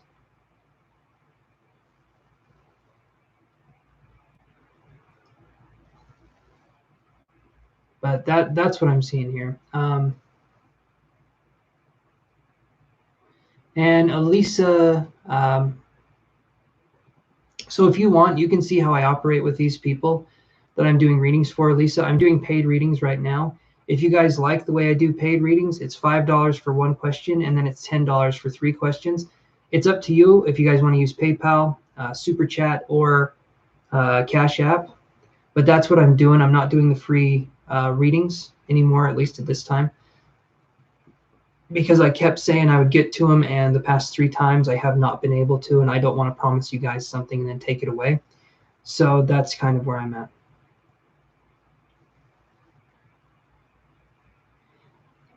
And that's something that's hard. You have things you need to get done, but you'll work on it tomorrow. I understand that. I do. But when we stop procrastinating on our procrastinating, we can actually start to get things done. It's hard. We get in a complacent state. We get in a state where it's easier for us to we know what procrastination feels like. It doesn't feel good, but we know what it feels like, and we kind of understand that. Learning something new or learning several new things, that's hard. That's hard to do, and it just takes time. It does. It just takes time. So hopefully that addresses your question, Moon Honey, and I think I'm going to go to the next person here.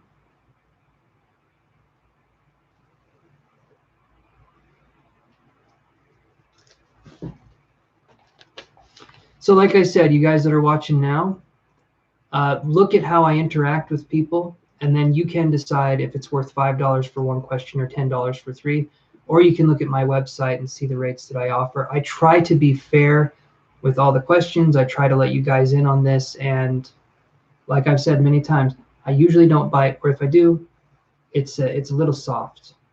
Like you could only give me soft food kind of a thing, like some applesauce. Actually, that would give me heartburn, but you get what I'm saying.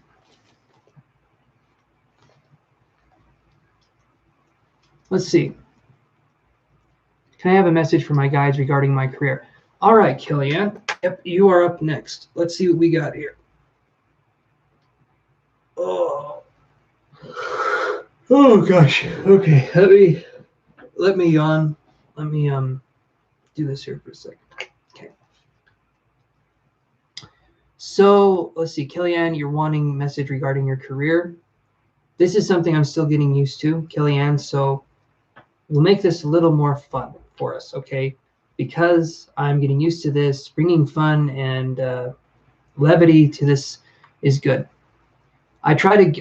The reason I have a sense of humor, the reason I'm doing all of this stuff, it raises the vibration. If I get you guys in a good mood, you're laughing, people are having fun, and everyone starts singing, then no, I'm just kidding. But if people are having fun, if that's something going on, it makes it lighter and it makes it so it's easier for me to do these readings. But yeah, so always comes off. But we'll look, Kellyanne. I'm just letting you know with career readings, I'm still learning. But as long as I can ask you questions and we can go in that direction, I think we can do it. So let's do this here. So Kellyanne, a message from guides regarding her career. So let's look at that.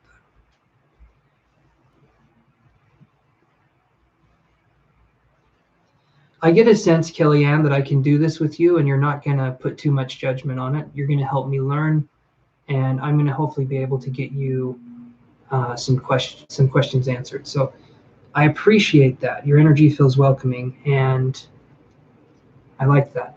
Helps me to grow. It helps everyone to grow, and people like anyway. So let's see what we have here. So Kellyanne, what do we get here for Kellyanne?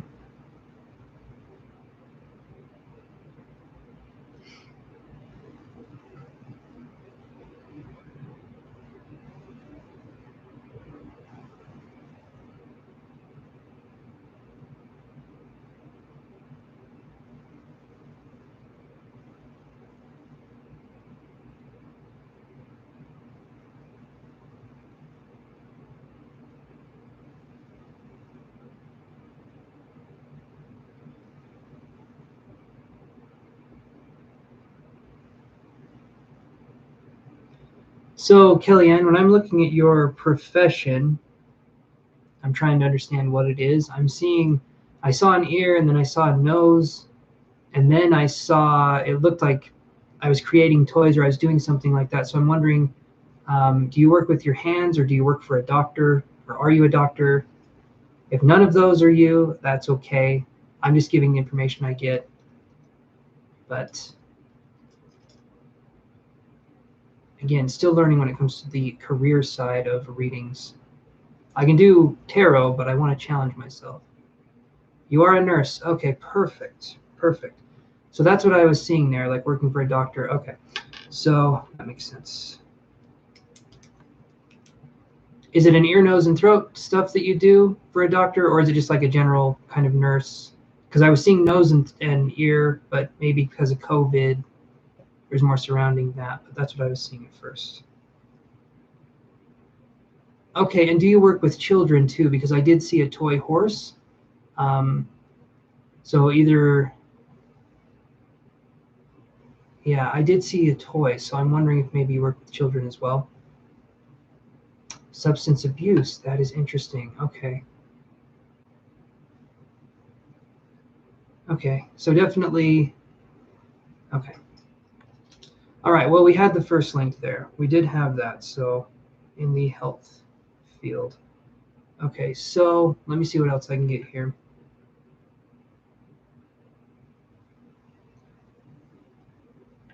Substance abuse, like painkillers or like crack and heroin kind of a thing? Or is it just primarily painkillers? I felt like I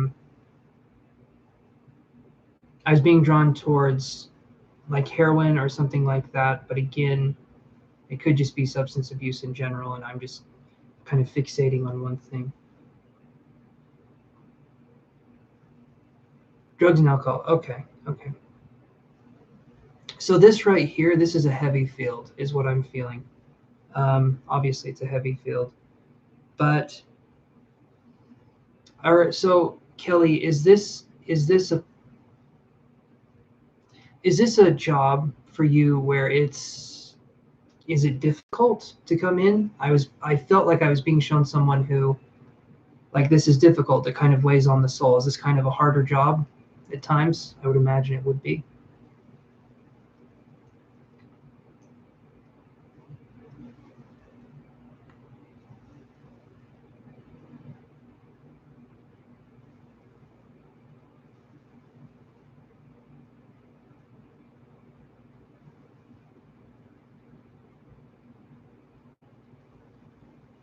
Hey, Taylor. So I'm doing a paid reading right now, my friend Taylor Washington. And what I can do is you can see how I work with these guys. And I appreciate the like and subscription. I appreciate that so much. I'm not doing free readings at the time, but you can see how I handle reading the people I'm reading now. And then we can go from there. And it's $5 for one question or $10 for three. I'm just letting you know ahead of time. If you want to take back your subscription, you can. I could completely understand that. But you can see how I work with people and decide if this is something you would want to do. So just putting that out there. Okay, so you said, Kellyanne, yes, it is heavy. I feel like I'm too empathic and want to be a light worker in a different way. Okay, so are you thinking about not working there anymore? Because what I saw was someone who,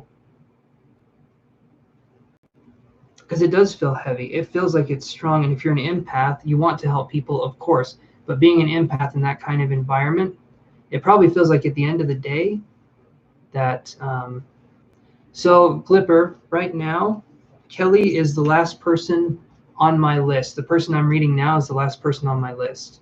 Yes, thinking of leaving. Okay. So that's what I was feeling. All right, so what I would suggest is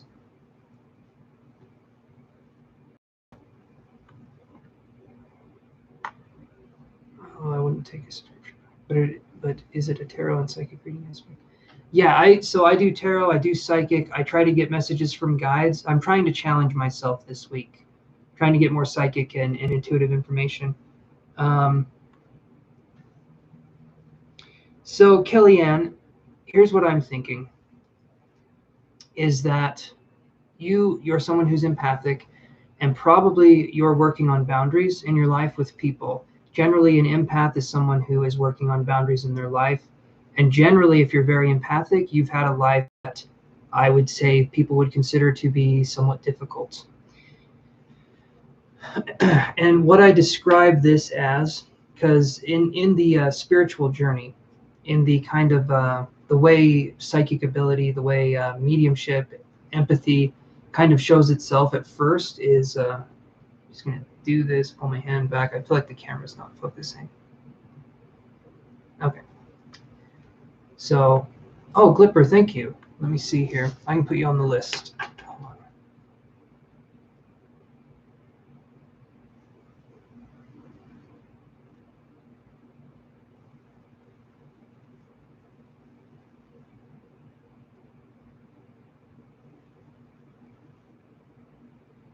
Oh.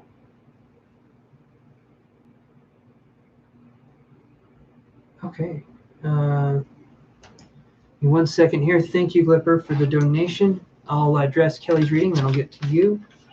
Let me put you down here.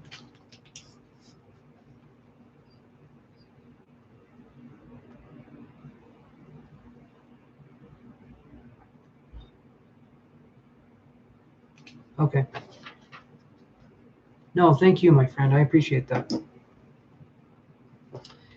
So, what I was going to say, Kelly, is that when we're focused on building this kind of this empathy, what will usually happen is that an empath is like a sponge.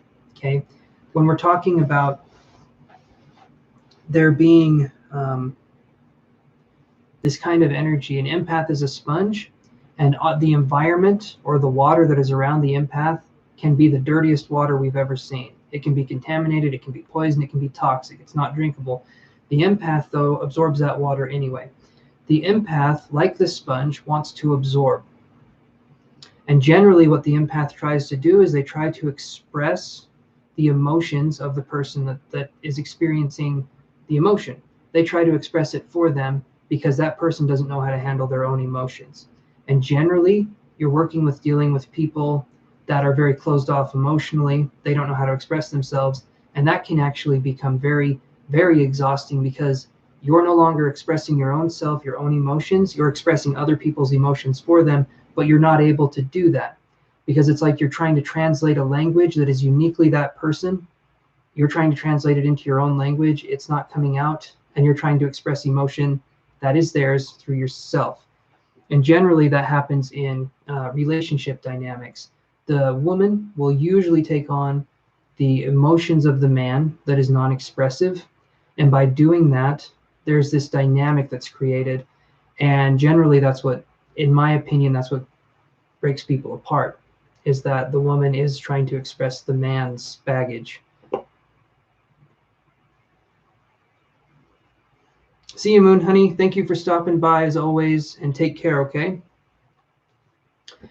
But that's what I'm getting so far, Kellyanne. Does what I'm saying make sense?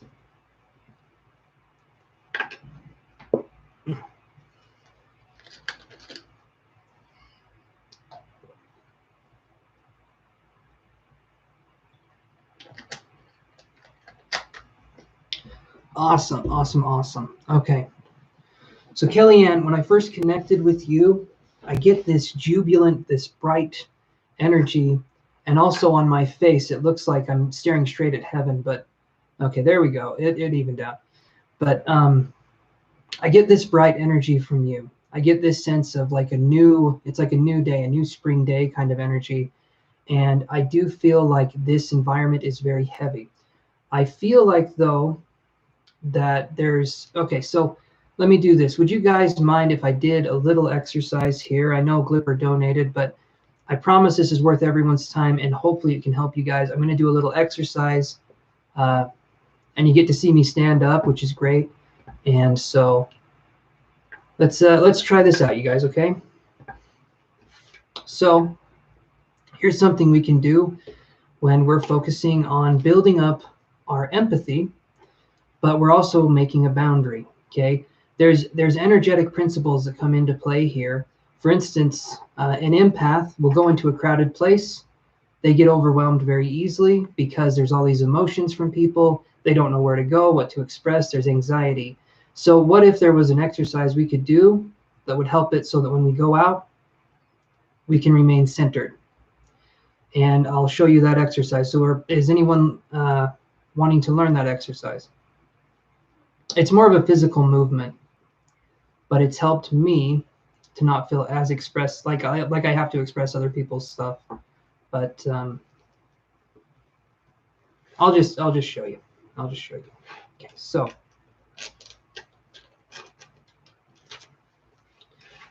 all right, Killian. Okay, you guys both said yes, so let's move on here. So this is what we're focusing on. So, and like I said, do not mind the fact that I'm wearing a sweater and shorts because I forgot to wash my clothes, and so I'm warm on top and I'm breezy on the bottom. But don't you mind that? Let me show you here. All right, so let me move this out of the way. Let me move this up here. Ooh, had a powder moment there for a minute. I was very white. Okay. So what we're gonna do is this. So we're gonna focus on. I don't want to hit that. So I'm gonna go over here. So we're gonna work on breath work. Okay, and I know that's probably been done to death. People talk about it. The reason why we do breath work in spirituality is because it brings us to the present moment. And then from that present moment, we can create a future reality. When we're following the breath, when we're paying attention to the breath, we are present. We are in our life. We're present in the moment. Okay, so that's why breath work is important. So if we're breathing in, okay, we take a full breath in. We're going to start with our hands cupped like this. Okay, our hands are going to be cupped like this, and we're going to breathe in. And as we're breathing in, we're going to go up to around to where the heart is, right here, and then we're going to breathe out. So I'll do what the exercise looks like.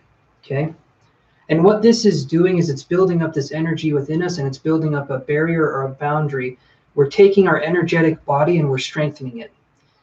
The way it is right now, I want you to think of your energy, like I've said earlier. Your energy is a sponge, and whatever energy comes around that sponge, whatever kind of liquid comes around that sponge doesn't care. That sponge does not discriminate. It's like all of it's welcome, okay? But we're going to work on discerning what we want to feel, how we want to feel it. But we have to strengthen our energy first. So far, does that make sense, guys? There we go.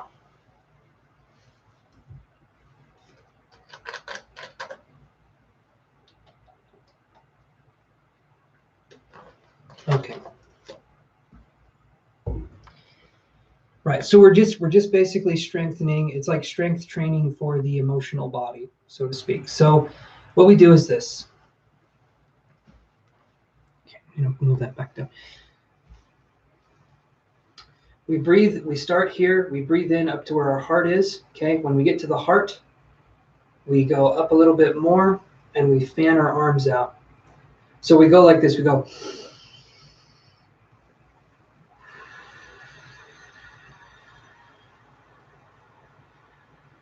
And we bring ourselves back down to this state. And this may seem unusual. I understand that this may seem like a very weird kind of thing to do.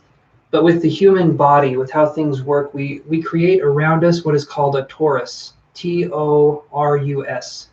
Okay, and it's almost like an energy donut, if you want to think of it that way. So imagine like a donut that's around us, like a field, and the energy is going like this. It kind of has this nature of where it's going like this. And you guys can look it up too, the toroid field or a torus, Torus.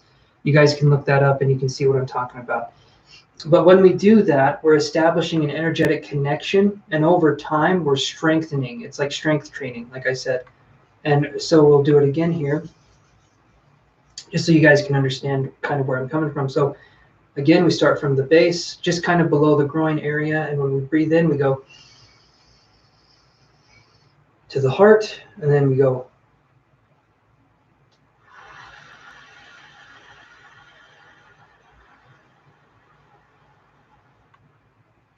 and we emphasize that breath out so that we stay present with that. That's moving energy in the body. When we're doing that, when we're doing this intention, energy flows where attention goes. So if we're doing this exercise and we're focusing on breathing and we're being in the present moment, that's going to allow us to strengthen our connection. And over time, that exercise isn't needed as much, but we need to understand what it feels like to be us. An empath on their journey, okay? And that's just a simple little exercise. Nothing too crazy there, but there we go. So an empath on their journey is going to have a hard time with self-expression or setting boundaries. That's a huge one to focus on. I'm just letting the camera focus on me here. There we go. So when we're working on expressing the self, generally an empath has not had the opportunity to express themselves properly. Other people have told them how to express themselves. They've been told by society how to express themselves, but they themselves generally haven't had the opportunity to be expressive in the way they want to be, because everyone else has told them, you should be this way, you should be that way. You know, if you're a woman, you should dress like a woman. If you're a man, you should dress like a man. Blah, blah, blah. We have these labels. We have these way people talk to us. And generally, there's not a form of self-expression that's very strong. So the empath has to work on those energies we just talked about, but they also have to work on setting boundaries on what works for them and what doesn't work for them, what's appropriate and what's not appropriate. But that in itself, that takes courage to set boundaries, because we've been told that if we set boundaries, people won't like us. But in fact, what happens is when we set boundaries, the wrong people won't like us, but the right people will. We're setting ourselves up to attract the right people when we set boundaries, and to attract the right situation when we set boundaries, because we say, you know what, I respect myself enough to focus on self-respect, to focus on letting myself feel certain ways. And I don't respect people that are wasting my time, or people that are trying to get something from me but have no interest in hearing what I have to say about things. Or basically you're establishing a connection with yourself that says, I respect me. And then from there we can focus on other areas. But so far, Kellyanne, is that making sense?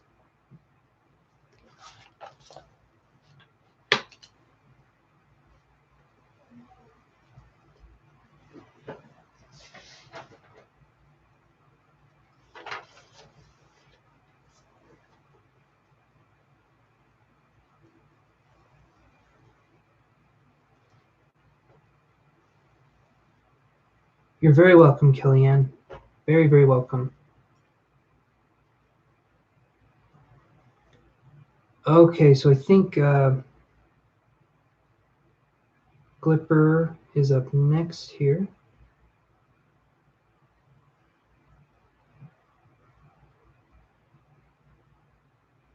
Okay, Glipper, would you want to give me the lowdown on what's going on? Okay. Can you tell me what will happen between me and Aaron? Okay, let's look at that. I've got these cards right here. So this is what we'll focus on.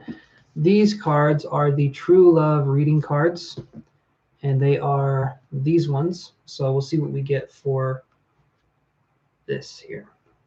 Thank you guys for letting me explain spiritual principles. I'm going to be teaching a class in July on how to do a lot of this stuff, and you can look at that if you guys are interested.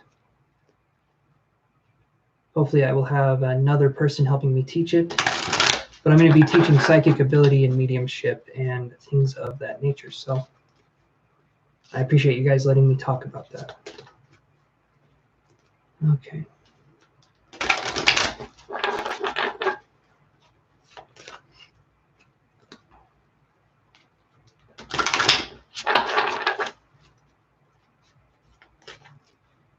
You're very welcome, Glipper. Very, very welcome. I enjoy the smileys. I enjoy all that. And Kellyanne, Glipper, you guys are awesome. I just appreciate that.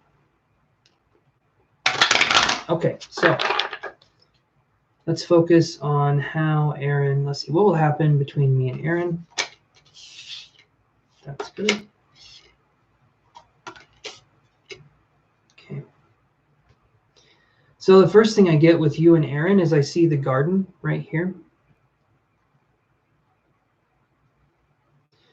So when I see the garden card right here, I'm wondering, because this person is alone in this. So are you and Aaron currently talking to each other right now? Are you guys with each other right now? Because I've got this card here, and then I have another card underneath this one. So he's your ex. You haven't been talking for a while. You miss him. Okay. So then I get these two cards in reverse, or I get this card.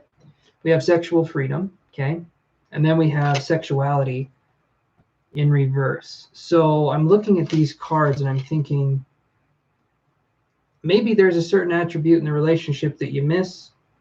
The intimate times could be something that's going on there. Because when I'm looking at the garden, I feel like you have everything you need. I'm wondering what this person, Aaron, brings to the table. No, not that. Okay, that's okay. That's okay. That's just what I'm getting here, so I'm putting it out there. But you can absolutely tell me. So it's not that. Okay, so let's focus on this, because this is focusing more on, I feel like we're establishing something here. So there's that, you broke up because of the distance. That can make sense. Okay, let me see what else I can get here. So give me just a second.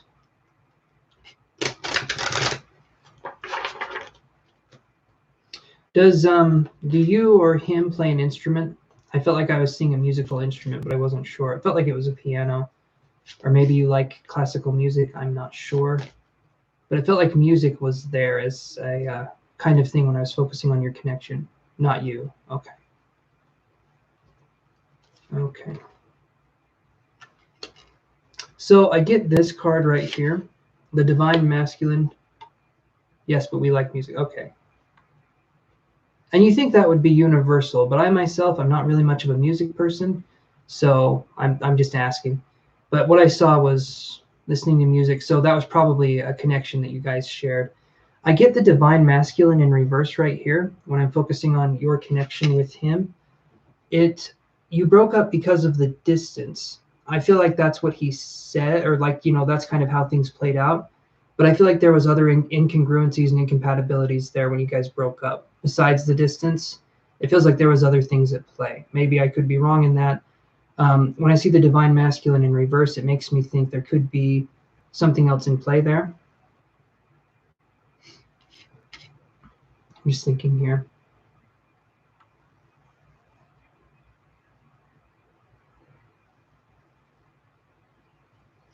Is there, I'm getting an accent. It's like a Georgian accent. I don't know if he's from Georgia or you're from Georgia, or there's something you guys did in Georgia, but I had the word Georgia peach come into my head, and I don't know if that has any significance, but something from Georgia, just throwing it out there.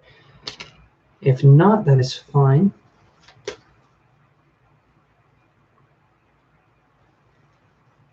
And then he couldn't visit. Okay, so that makes sense, because we did have this. He wanted more intimacy, but you couldn't visit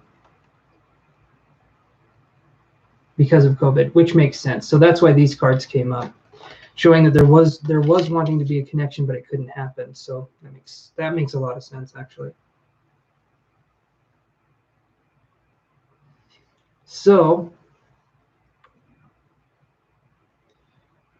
hey, Joswinder, if you want, we can do $5 for one question, or we can do $10 for three. That's up to you.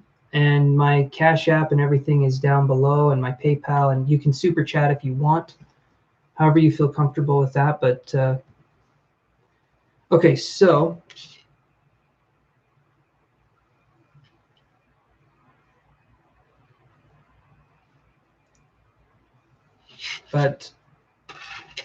so you said, let me look at this again. Can you tell me what will happen between me and Aaron? So right now, it doesn't feel like there's much of a connection. Right now, it feels like things are pretty much separate. If I go in the future a little bit, I might be able to see something. I can draw some cards to kind of see what's going on there. But let's look.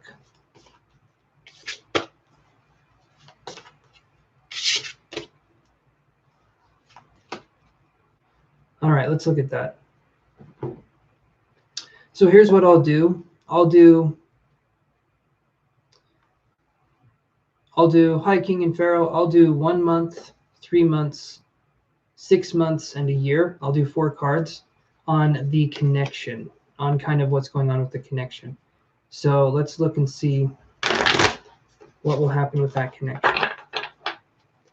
I do feel there could be a reach out in possibly December of this year. But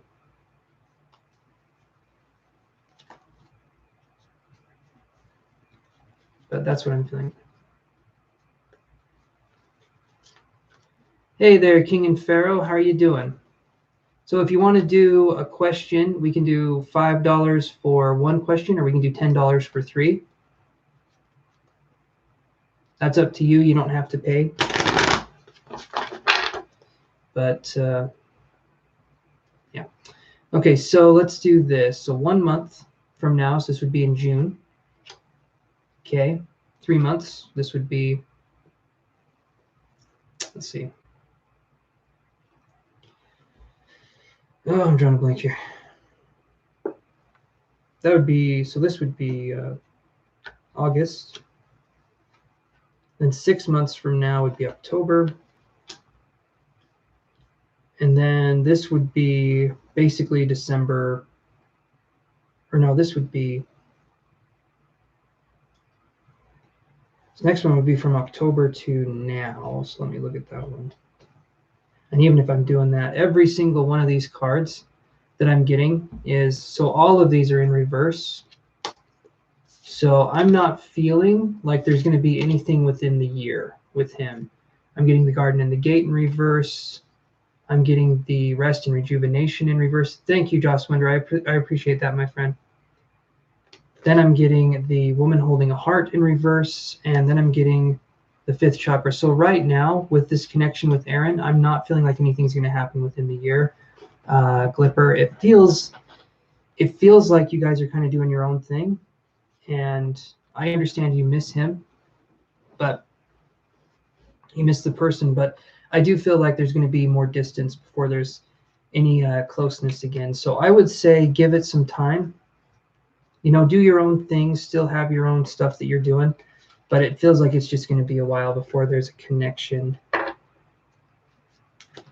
Again, that's probably not what you want to hear, but I just feel like things are too separate. Things are too different. So I'm going to put Joss Winder on the list here. Oh. But thank you for the donation, and I appreciate you doing that. Know that I feel like there will be other possibilities possibly in the future, but for now, at least for the year, I'm not feeling anything for that. But you're very welcome for the reading. Thank you for the donation. And thank you, Joss Winder. So here's what I'm going to do, my friend. I'm going to do this. Hold on. I'm putting you down here. So let me do this and go. So I'm going to be right back. And Joss Winder, you are the first one. That was awesome. Thank you so much. I'm going to come right back. I just got to go to the bathroom really quick. And then I will answer your question first thing, okay? I'll put you down here. I just want to spend time on each question. But if you guys want to be added to the list, it is a paid list. So you guys can watch how I work with people. Okay, but it's $5 for 1 question or $10 for 3. But that's what I'm doing now. I'm not doing a free list right now. So you guys can see how I work and then go from there if you feel comfortable paying. But I'll be right back.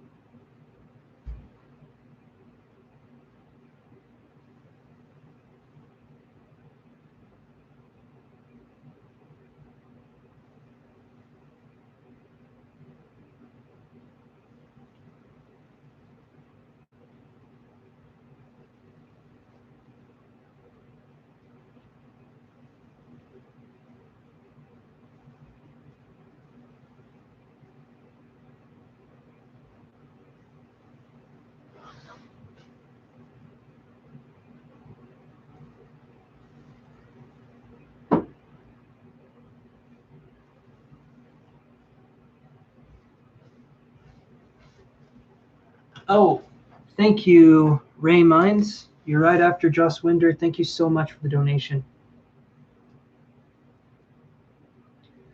I do appreciate that.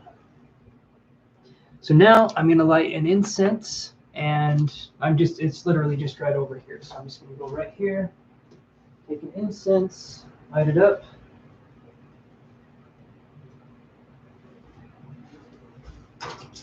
Okay.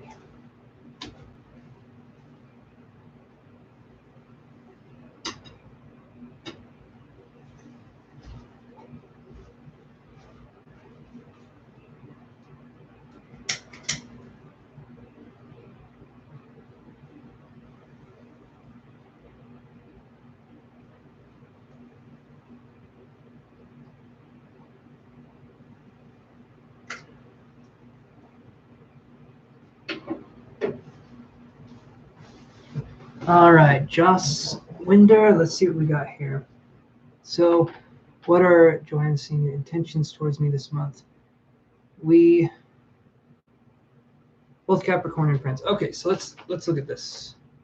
And I'm going to put Ray Mines on here as our next one. All right, you guys, thank you so much for the donations. Let's focus on what's going on. So intentions, I'll use the okay. I'll use this deck right here.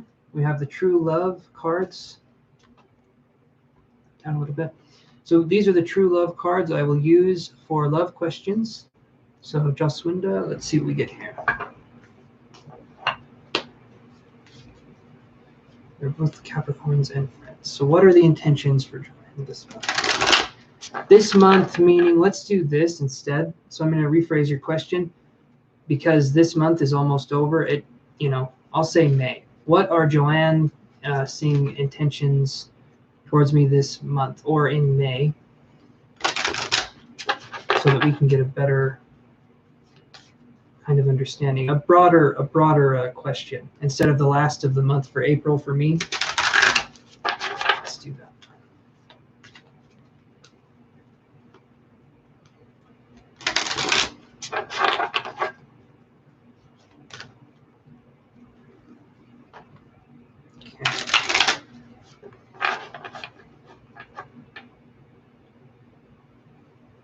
He's very hardworking. Most Capricorns are, I've noticed. Capricorns kind of have that work ethic, feels like. But let's look at the intentions here, Joswinda. Let's see what we got. So what are the intentions for the month of May for Joanne? Johan?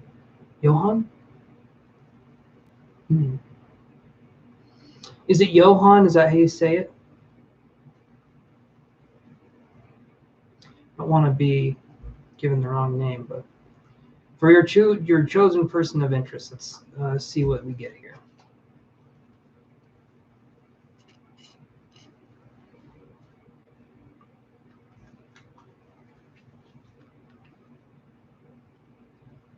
That's good. So the month of May, here's what I feel like we're going to be getting. We have this card right here. We have self-respect. Okay, that's really good. Someone who understands your boundaries, there's self-respect. There's self-respect because there's respect for another person. So that's good. But then I get this for May. I get the soulmates card. So some good moves could happen in May. You say this person's busy. I feel like in May they could make a lot more time for you and speaking with you. That's going to take a little bit. That's going to take some time for this to happen. But I feel like in May, things will start to take an effect and hopefully they can make more. Okay. Yeah. So hopefully they can make more time for you because we get self-respect and soulmate. He is male. I figured it was male. I had a feeling, but I'm saying Joanne, that's a female name here. I'm not good with foreign names. I'm female. Okay. All right. See, I am learning. Something here. And it's probably I'm learning it wrong, but I'm learning. So thank you for being patient with me. He's male, you're female. Okay. Now I get it. I got it. Okay. So this is good. These are good cards. Like I said, self-respect. Well, let me do it this way. Self-respect and soulmates. That's really good. These are really good cards. I feel like you're going to learn a lot from this person. I do feel like it's going to be a little slow in May. I do feel like things will open up, but okay. But I feel like things will open up in May. It'll feel a little slow at first, but they'll make more and more time for you as time goes on. And I feel like there can be a connection here. So May feels good. May feels like a good month for things to happen. I'm doing good, Rachel. How are you? Johan? Okay, is it Johan? Johan? One of these days I'll get it. No, it's frustrating to work with someone who can't say names. I can only imagine. Good, Rachel. I'm glad to hear that. And thanks for stopping by again. Yeah, the donated readings are going on. I'm actually not going to be doing the free readings as it stands right now. So it's just going to be donations because I keep having people come in, subscribe, and then I am not able to get to them. And I feel awful about that. So I'm just doing the donation readings. And if there isn't a donation reading, I'll just start screaming. So eventually someone will donate. No, I just feel bad having people subscribe and then I can't get to them. So trying something a little bit different. So Joss, does that make sense to you what I was saying here, that there could be more of a connection? I figured it was a name that yeah. But that's what I'm seeing here. So just look on. Okay, let me focus, ground myself. Look at this as an opportunity to kind of not be introduced to each other. I feel like you guys already know each other, but I feel like there's going to be a deeper connection that's going to happen in May. But you have to let that happen organically and naturally, and I feel like things will start to unfold. So let things happen the way they need to. Be there for this person as much as you can, but also give them space and let them do their thing. And I feel like there could be a bigger connection that happens here. So that's what I'm getting. Hopefully that helps answer your question, Joss, and we can go from there. But that is what I'm getting for you. Hey there, Sunflower. So as I was saying a little bit earlier, and like I've said, if you guys want to unsubscribe, you can. That's up to you. But I'm not doing the free subscriber readings anymore. I was not able to get to hardly anybody. And I get like 10 or 15 or 20 people wanting free readings. And I feel like I'm just lying to them by saying subscribe and I'll give you a free reading. So what I'm doing instead is I'm just going to flat out say 1 question, $5, 3 questions, $10. And you guys can see how I work and decide if I am worth that for you. So you can see how I work with other people. So that's what I'm doing. And hello, Denise, how are you doing?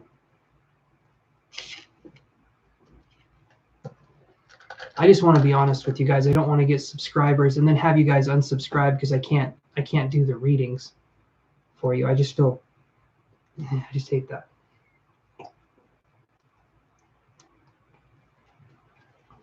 Any insight? Ray Minds. Okay.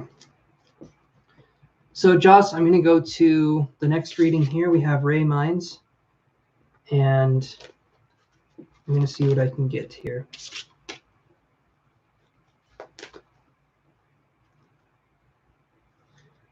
Okay.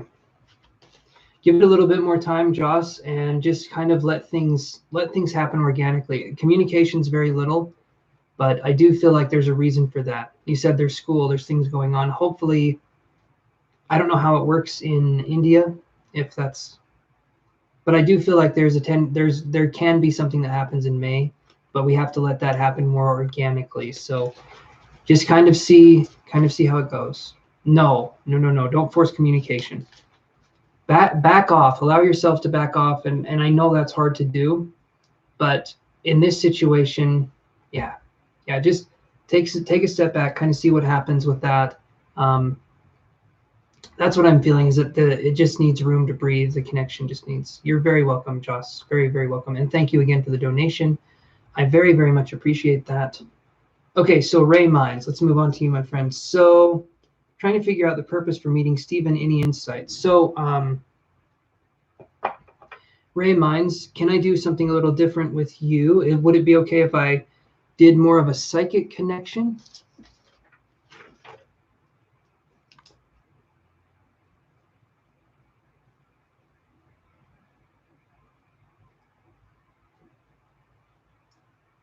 Because if we can do more of a psychic connection, we could totally do that.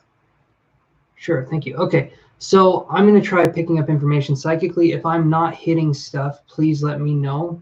The only way I get better is if you say yes or no, if it actually is effective. So don't be afraid to say that doesn't resonate or that's not right. Okay, I'm not gonna be, well, I'll be upset for a second, but at myself for not getting the right information. But I'll move on. I'll move on. So I'm going to tune in here. So trying to figure out the purpose for meeting Stephen. Okay, so let's see what we get here. Give me just a second.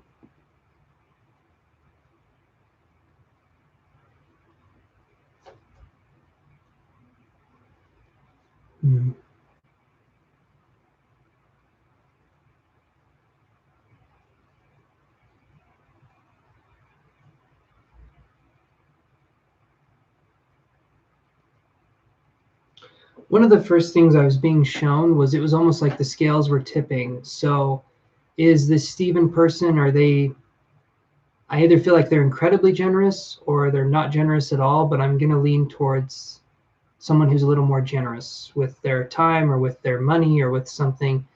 I'm curious with that. Again, let me know if I'm right or wrong, but is this more of a generous person, Ray Mines?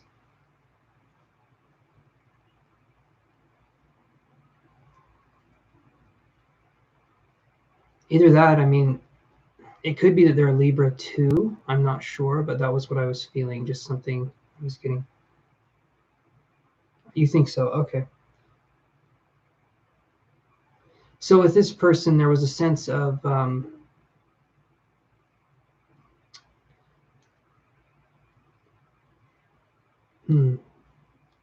did it ignite something in you, Ray Mines? You're trying to figure out the purpose for Stephen. I feel like the reason you're trying to figure it out is this sparked something inside of you, right? That's what I'm sort of feeling. Is there's a spark here. There's something going on here.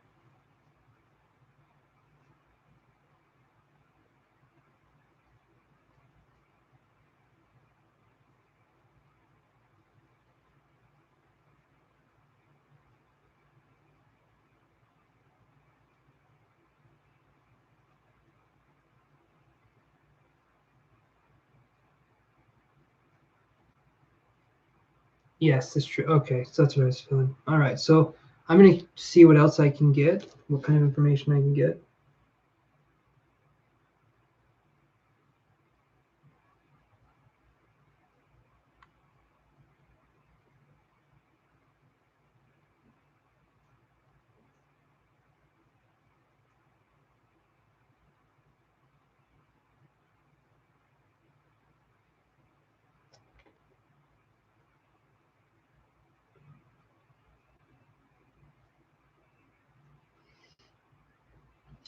I feel like I keep being shown the giving nature of this person, and I'm trying to understand why I'm being shown that. But I feel like this person is giving. I feel like this person possibly works with their hands a lot or does something with their hands. Feels like a hardworking person. Feels like something's going on there. I'm just trying to focus on what.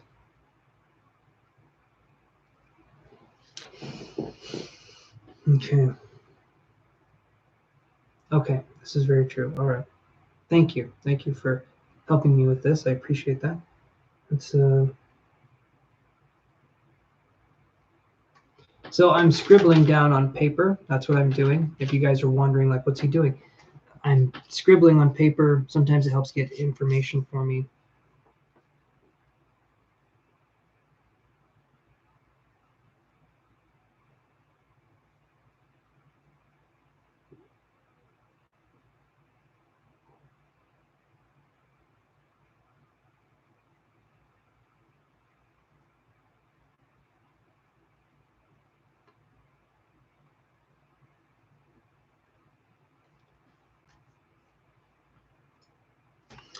is this Steven person, I'm just getting one more thing about personality as a possibility.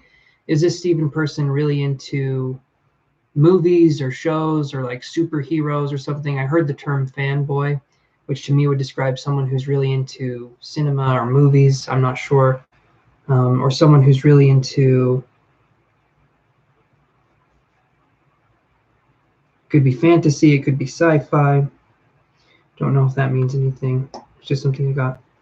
Maybe vampires could be something that they're into.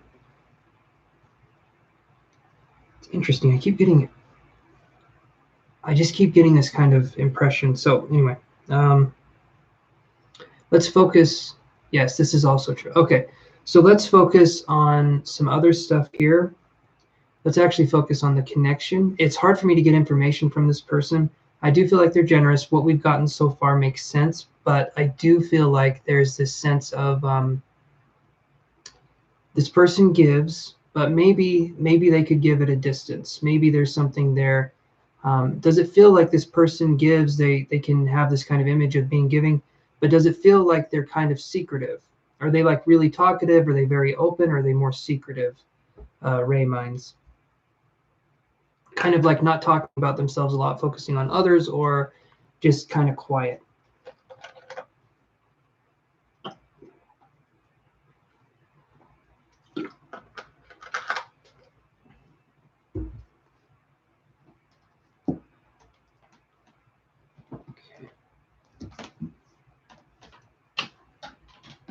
Move this over here. Okay. Very reserved. Okay, that's what I was feeling. Okay.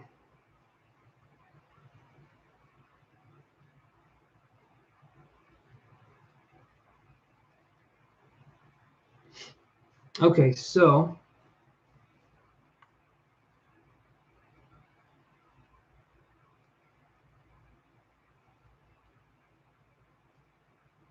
give me 1 second here.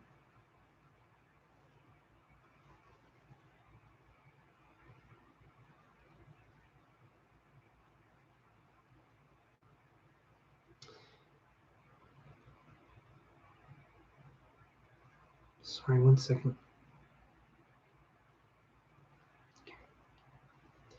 All right, so with this energy here that we're getting, you said very reserved. That's what I'm feeling with this person. I'm a little more standoffish, kind of let other people do the talking, and I'm more of an observer. So let's focus. We did a little bit there. So let's focus on doing this. I'm going to take some energy cards, and we're going to look at the reason, like you said. You said right here. Let me go up.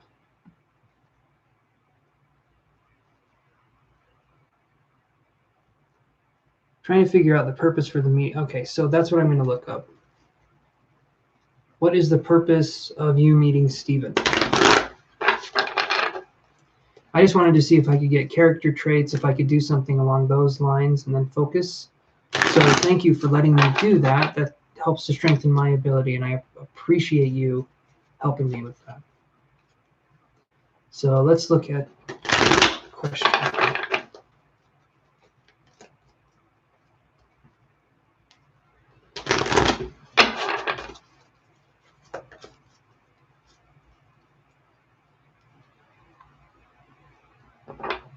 Okay, good.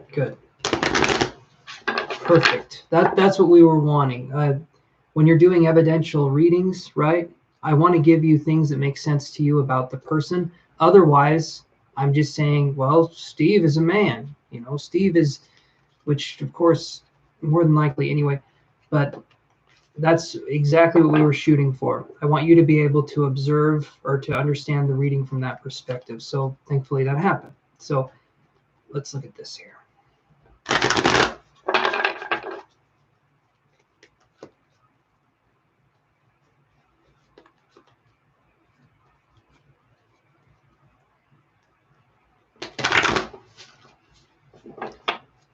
All right, so trying to figure out the purpose for meeting Stephen. So let's look at what is the purpose for you meeting Stephen?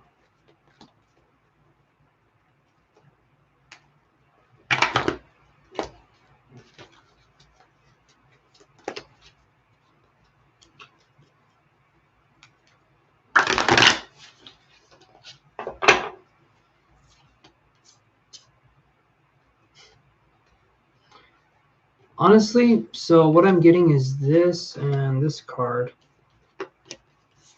The thinking man and the man holding a coin. So he's thinking about the situation here. He's thinking about the energy that he's put out.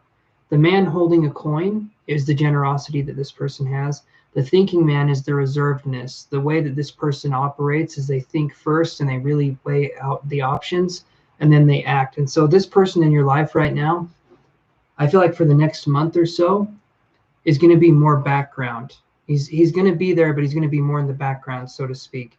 I feel like over time, this person will open up to you and they'll show you kind of their world, their inner world. But right now, this person to me feels more closed off, and it feels like this person could have gotten out of a situation where they're even more guarded than usual. So the best thing to do in this case is to wait and let things kind of come to you and happen. But that is what I'm feeling. That's what I'm feeling right now. So I would say give it a month to 2 months to have something. I feel 6 weeks. 6 weeks from now would be kind of a time frame where I feel like this person would open up more to you. But right now, this person doesn't have that sense to, or doesn't necessarily want to open up, because I feel like this person is being guarded and they're playing the game of life right now with their cards very close to their chest, meaning they're being protective of themselves right now. I still feel like they're generous. I still feel like they're a kind person, but I feel like are coming out of a situation where they're trying to make sense of their role in the world right now, if that makes sense.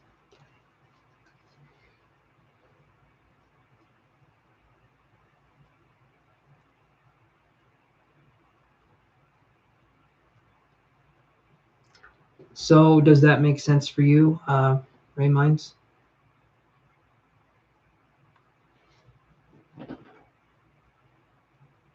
Okay. Okay. Perfect.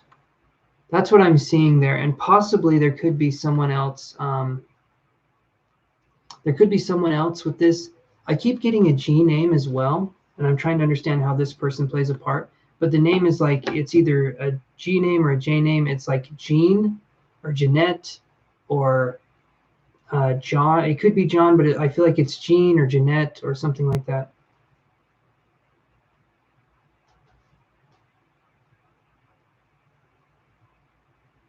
So I feel like there's something else there, but it just feels like this person's connected. So that could be the reason why Steve is kind of being more closed off. It's a J name. It feels like a J or a G name with this person. So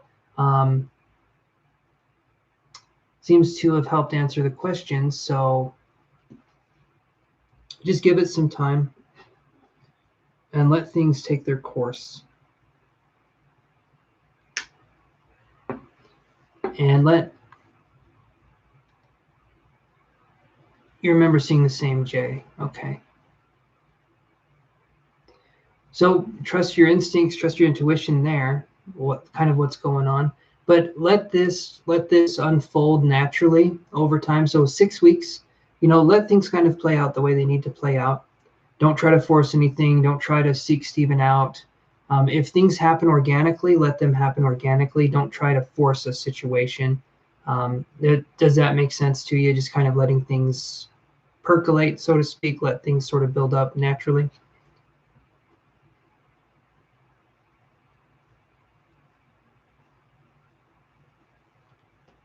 You're welcome. You are welcome. Just give it time. I feel like it's a connection that'll come back into your life when the time is right. And right now, it doesn't feel like it's the right time. So just keep giving it some time. And I was feeling, I don't know if you're having a headache or if you get headaches, but I felt some muscle tension on the right side of my head coming up, kind of right by the neck on the right side. There could be something dealing with stress for you on that side. I don't know. Do you get tension headaches or migraines, Ray Minds? If you don't, that's okay. I'm just asking.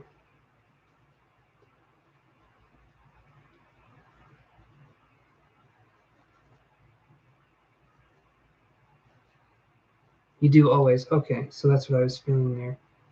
So let's do this here.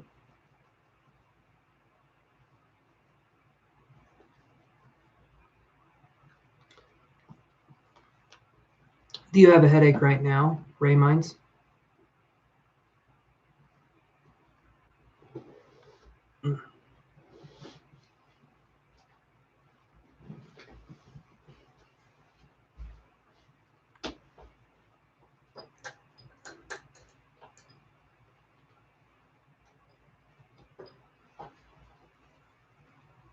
Within last hour, though. Okay, so here's what I feel.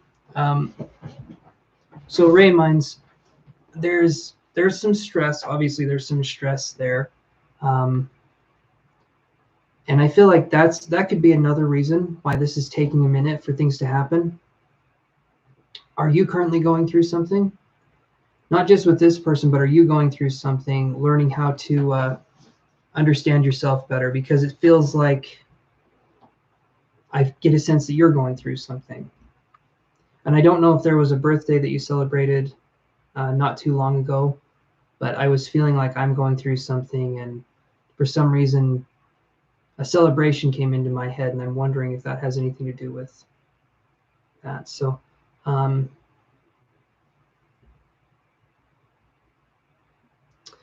feel like you're fairly easy to connect with. I feel like you're open. I feel like you're receptive. It does feel like I tend to hold on to things a little too tightly. I feel like that's where the stress comes in. You're holding on to an outcome, or you're trying to hold on to the outcome of something, trying to control a situation. But I feel like that's something that causes stress. But that's what I'm feeling there, is that it's kind of, I feel like the lesson we're working on now is letting go and letting things happen the way they need to happen. So like I was saying earlier, having things happen organically, having things happen in a way that's more calm, I feel like is going to be something that will be difficult, but will also be worthwhile for you. This feels like a tougher life lesson. Patience and letting things happen the way they are meant to happen instead of forcing them to happen. Do you follow so far, Ray Minds?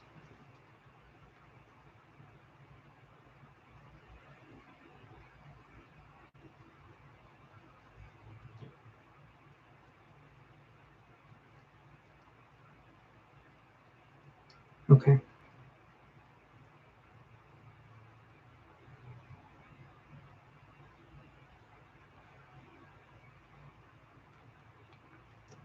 All right, good. Good. I'm glad that works for you. So hopefully that addresses your questions, and I can go on to basically anything from here. Donations would be appreciated. If someone's wanting to step forward, you put up $5 for one question, $10 for 3 questions. You would be the first in line right at this point. So I'm glad I could help, Ray Minds, and you're very welcome. And thanks for the donation and trusting me on the channel. That's the first time I've worked with you, and you just donated right away. So I appreciate that. I understand that can be scary, but yeah, I do appreciate that very, very much. So thank you.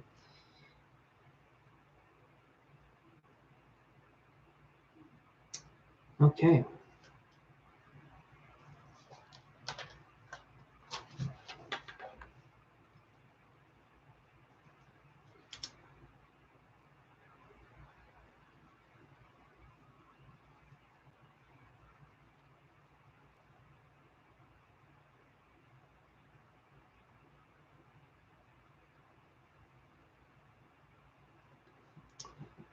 Okay, here. So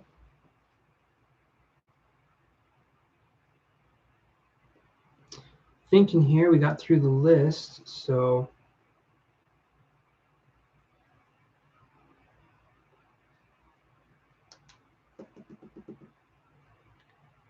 I might actually just take off here.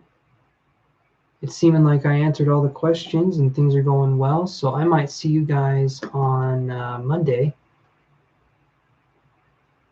So Monday, 8 p.m. Mountain Standard Time, you guys. I think I'm going to take it easy. Like I told you earlier, my back was pulled out a little bit. So I think I'm going to call it good for the night. And I will talk to you guys on Monday. Okay. Everyone take care, and I'll see you then. Goodbye, guys.